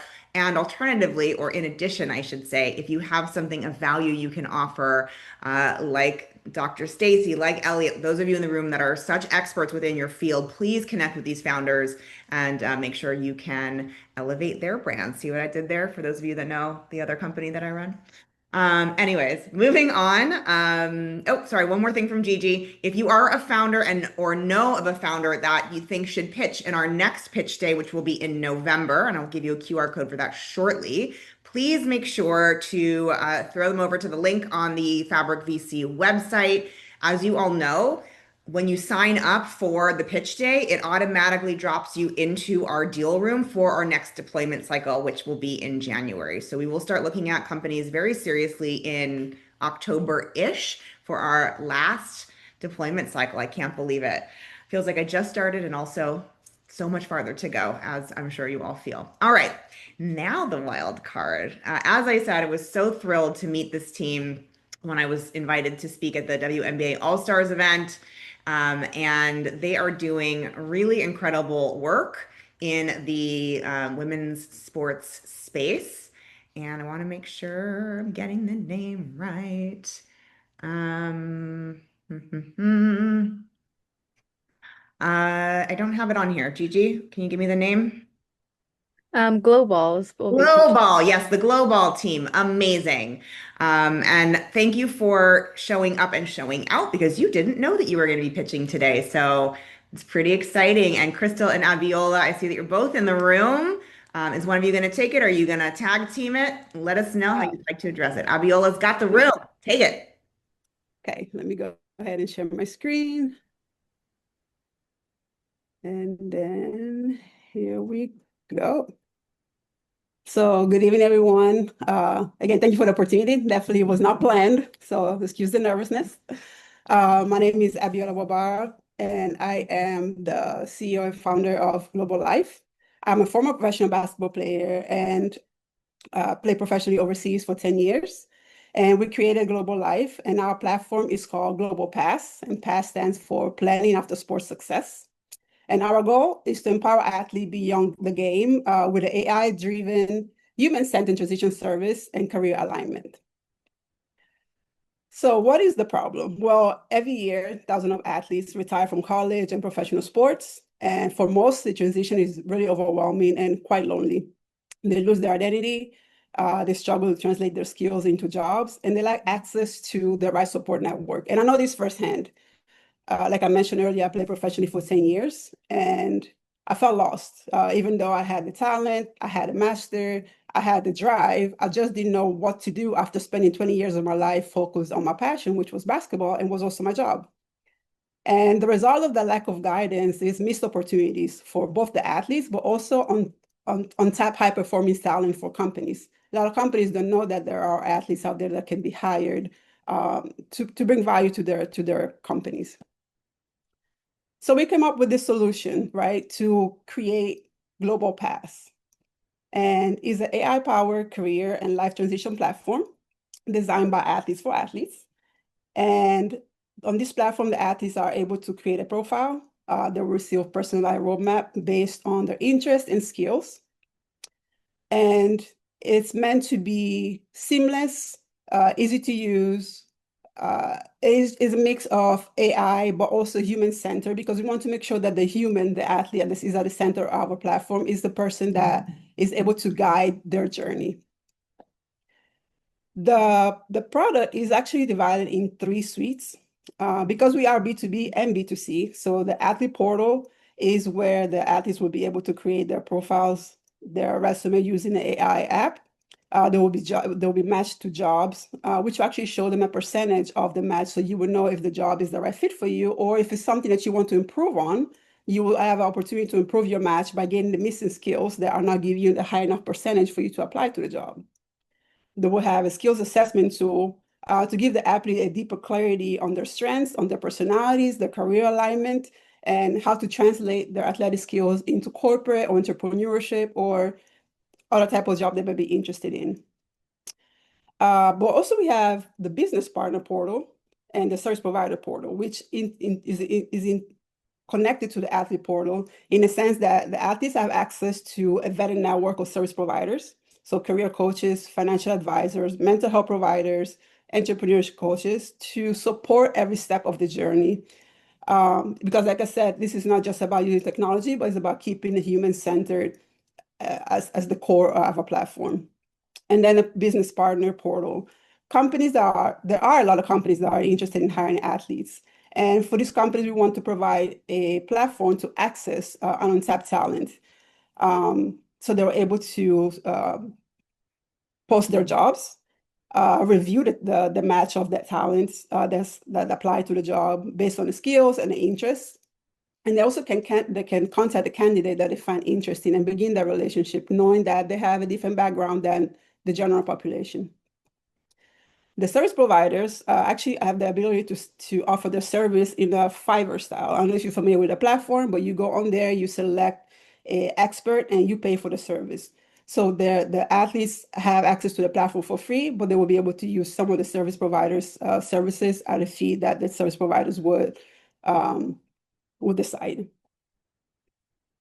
So the market that we're targeting is massive, right? And we're not trying to boil the ocean. There are over 400,000 NCAA athletes, a million of former professional athletes worldwide. And employers are spending billions of dollars on recruitment, but they lack the visibility to this unique talent pool. And as you can see here, like we said, there are over 500,000 college and pro athletes retiring annually. And we are constantly thinking about reaching 10% of that 20 million service hotel market. And that's the target that we are going for right now. The way that we are planning on our revenue is phased out. So we are focusing on phase 1, which is where we are today. We are focusing on building a relationship with the employers who wants to hire the athletes, who will pay a fee to post their jobs and to have access to the talent. We have service providers who pay for a monthly membership to be able to work with the athletes. And then we partner with universities who will pay to have a white label version of our app to be able to support their juniors and seniors as they transition to life after sports if they don't go pro. And over the years, we create multiple recurring revenue streams by growing our ecosystem. So we have a plan on scaling on the long term by gradually adding phased out services. So we're going from partnering with the sports organizations, eventually including an athlete membership, not for the tools that they have on the application, but for in-person events to be able to participate to ticketed events. We have workshops planned, community outreach, promote educational content, retirement transition summits. That would be the biggest, top of the summit for us, being able to actually bring everyone together in the room and make that platform a reality in real life.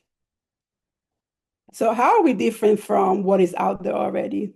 Well, we are not a job board and we're not a consulting firm. We are an ecosystem aimed at supporting the athletes in a 360 manner, keeping their needs at the core of our services. And what we're seeing out there right now is that there are some other companies that are doing pieces of what we're trying to bring together. We're trying to bring a community that actually is supported and actually has everything the athlete would need without having to go on Google, on ChatGPT, or whatever other sources that you might go to without necessarily knowing that the output is sufficient for you. So in this past 2 years, we've done a lot. This is some of the milestones and traction that we achieved so far. Since launch, we've onboarded our first group of approximately 50 athletes, and we have 10 service providers, and we're preparing to roll out with partner universities this fall. We're also building an ecosystem of companies that are eager to hire athletes, including firms in financial services, consulting, and sports apparel. And on top of that, we're discussing with multiple corporate partners who see athletes as a pipeline for resilient high performance and talent. And that Laura mentioned earlier, going to the WNBA All-Star was one of our biggest first achievement and traction, and just being able to get in front of people that are in that space and understand the struggle of transition into life after sport.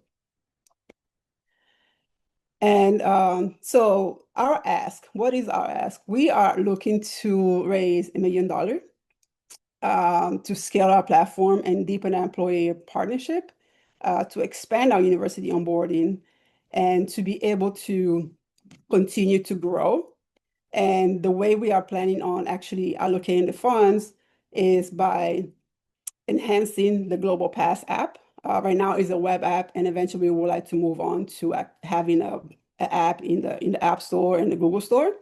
We want to enhance our AI capabilities. Right now, the AI is helping the athletes with the creation of the resume and some of matching the skills to the job, but there's so much more that can be done.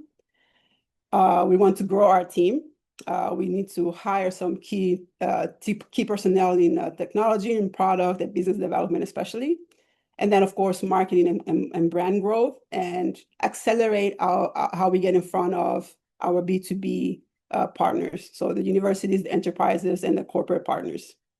As far as our exit plan, we can see Global Life become acquired by a large entity that is looking to integrate what we have in our SaaS product in the career transition solution specifically for athletes. And here are some of the logos of the companies that we know hire athletes at a very higher rate, and that will be interested in such a product. But obviously, I wouldn't be able to do this by myself. As an athlete, I believe in teamwork, and I have an amazing team. Crystal is on the call right now. She's a co-founder and growth chief officer. She is also a college athlete, was a college athlete, and she's a lawyer. And we also have Dave Schimber. He was on the call earlier. I had to drop for family, but he is a very expert chief marketing officer who has been helping us with our building, like our story, and just making a really impact in when we talk to different companies about Global Life and what we are and what we do. Then we have Martin, who is also a retired NBA player and played overseas in Europe, and is our chief experience officer. So he will help us with the experience, the customer experience, driving cross-functional collaboration, and aligning the user journey. And I hear that we are time. So the last, you can see here, we have an advisory board of folks that are here to help us, interns who are also athletes, because we want to be true to our core. And so thank you for listening. Thank you for the opportunity, and join us in shaping what life after ball looks like. Amazing. Well done. And thank you for letting us put you on the spot, because that is not easy, I will tell you. We've got some questions in the room. Dr. Jen, I think you had the first one.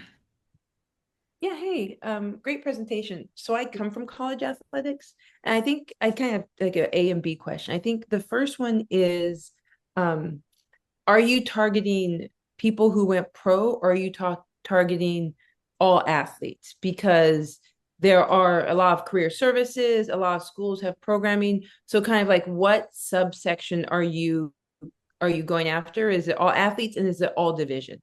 It's all athletes, all divisions. Athletes, I mean, juniors and seniors might be our first target because they're the ones that are coming closer to the end of their careers if they don't go pro.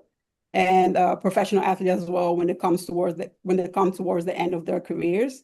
And in regards to the colleges, yes, they do have some of those services. So our approach is not to substitute that, but is to add to that, because the athlete, once they're done with school, they no longer have the access to the school support. So we would be an addition to make sure that that transition is still supported, because it doesn't take a semester. It takes way longer than that. So we're trying to bridge that gap, and by creating that relationship with universities, the universities are also able to position themselves as someone that cares about their athletes for a longer time, right? Because especially now with NIL, there's a lot of competition in keeping your athletes in the school. So showing that support that goes beyond your senior year is an added value for the school as well.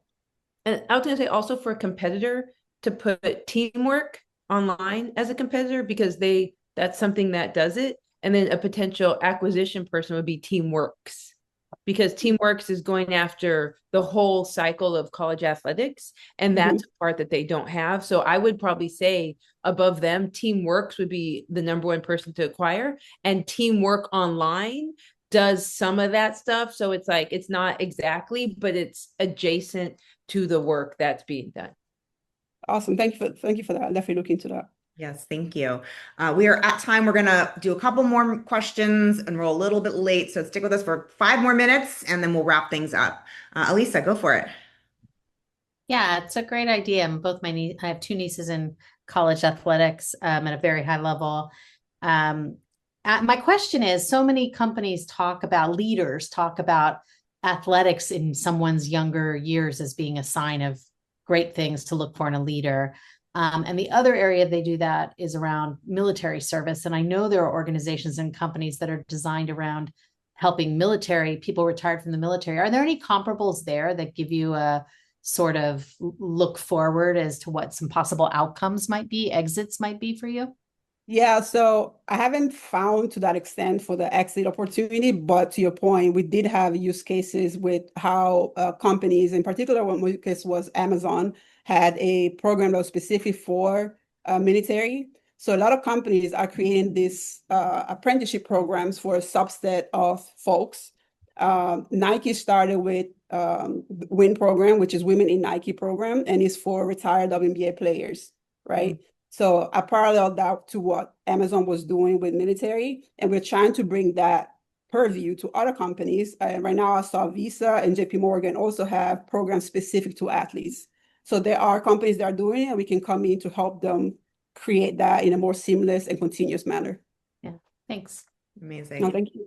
Paul Wang, thank you for joining us. The floor is yours. Well, yeah, better late than never. I just want to ask about, now that you have an MVP for your product, have you established the Net Promoter Score for MVP or any customer experience metrics?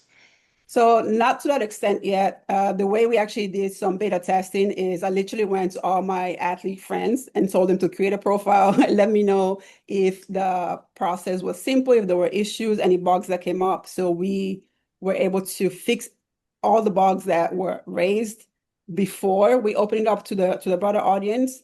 But that's a good point. I don't think I thought about doing that because very new to this. So if you have any suggestion or recommendation on how to go about that, happy to hear it. My recommendation is that at a certain point you're comfortable with your product, you want to establish a Net Promoter Score, a collection of your users and or customers. And that score will determine realistically if you can get funded or not.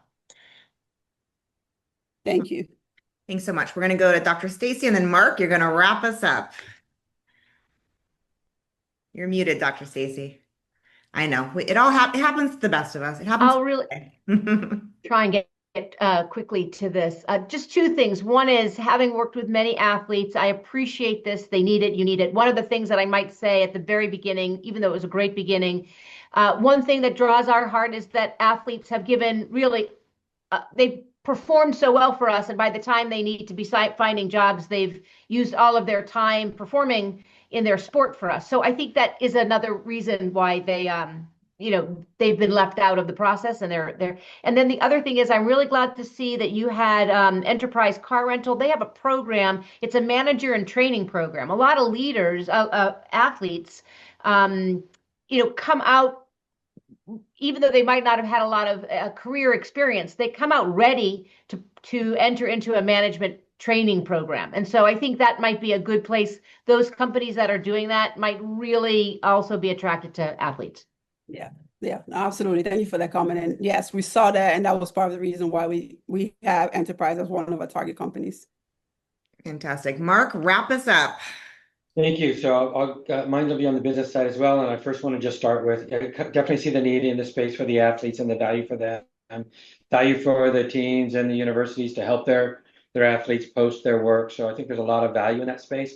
On the business side, I also see the need, right, and the value that businesses will see in athletes as candidates, as one of the categories of places to get candidates from in terms of a valuable set of resources. The challenge I have is there enough broad enough population of the business that's willing to invest solely in a channel that is solely focused at athletes versus a broader pool set of talent that would include athletes. And so there definitely are some, as you've already mentioned, that are going to do that. Different than the military, because the military has its own perspective of giving back to those who gave their, who risked their lives for us, is a different animal than athletes. And so is the population of the B side big enough that they're going to invest their limited recruiting dollars to a narrow channel? That's a very good question. So based on our research, we have a list of about over 100 companies that we know for a fact hire athletes, especially companies that are in sales. I know Western Mutual, JP Morgan, they have an affinity for hiring athletes because of the personalities and the sales speech and things they can do. So to your point, right, this is going to be more so our due diligence to having the conversations with all of these companies and see if it trickles down. So our goal and hope is word of mouth, right? We are such a niche piece that we are not expecting them to use all of their recruiting funds, but it will be a small percentage in comparison to what we saw they spend today for the general population. Can I jump in and add something? Sure. Okay. Also, I just want to add to that, Mark, that there's issues in the job market in general, and there's a lot of people that are struggling to find certain qualities in employees, like soft skills, leadership skills, things like that. And so there's a lot of people that have an increased interest in athletes because they realize that they come with those things based on their experiences. So there's a great deal of interest because what has to be trained is more related to the skill set of the job, as opposed to trying to teach things that they're learning are difficult to teach, like soft skills, leadership, great communication skills, team building, things of that nature. So I think it kind of gives us a leg up, but I think your question is definitely one to think about. Thank you for that. Fantastic. And we are out of time. I'm going to go ahead and share the QR code for our next virtual pitch. Please take out your phones and scan. Thank you to everyone who pitched today, and for those of you that showed up to support them. Your support means everything to us. It is such a joy and an honor to be able to host these conversations and to be able to be in the room with these amazing founders. I want to say thank you to my team, of course, as well. Gigi, couldn't do this without you, or Amanda, or the whole Elevate team, Fabric team, as well as all of you, our investors, our future investors, the future founders. Thank you so much for everything that you do. We've got a new one coming up in November. We've got our next deployment cycle happening right around that same time as well. December, January. So please get involved. Send your founders our way. Oh, that's weird. Gigi, we got a little QR code block there. We'll figure that out and send it to you all and fix that in real time. Yep, we got it. Thanks, team. She's put the link in the chat so you can grab it there. You can always also go through the fabricvc.com website and the link to the pitch day there as well. As I always like to wrap up, thank you for everything. Go forth, be fabulous, and make change possible. Thank you so much. Have a great night.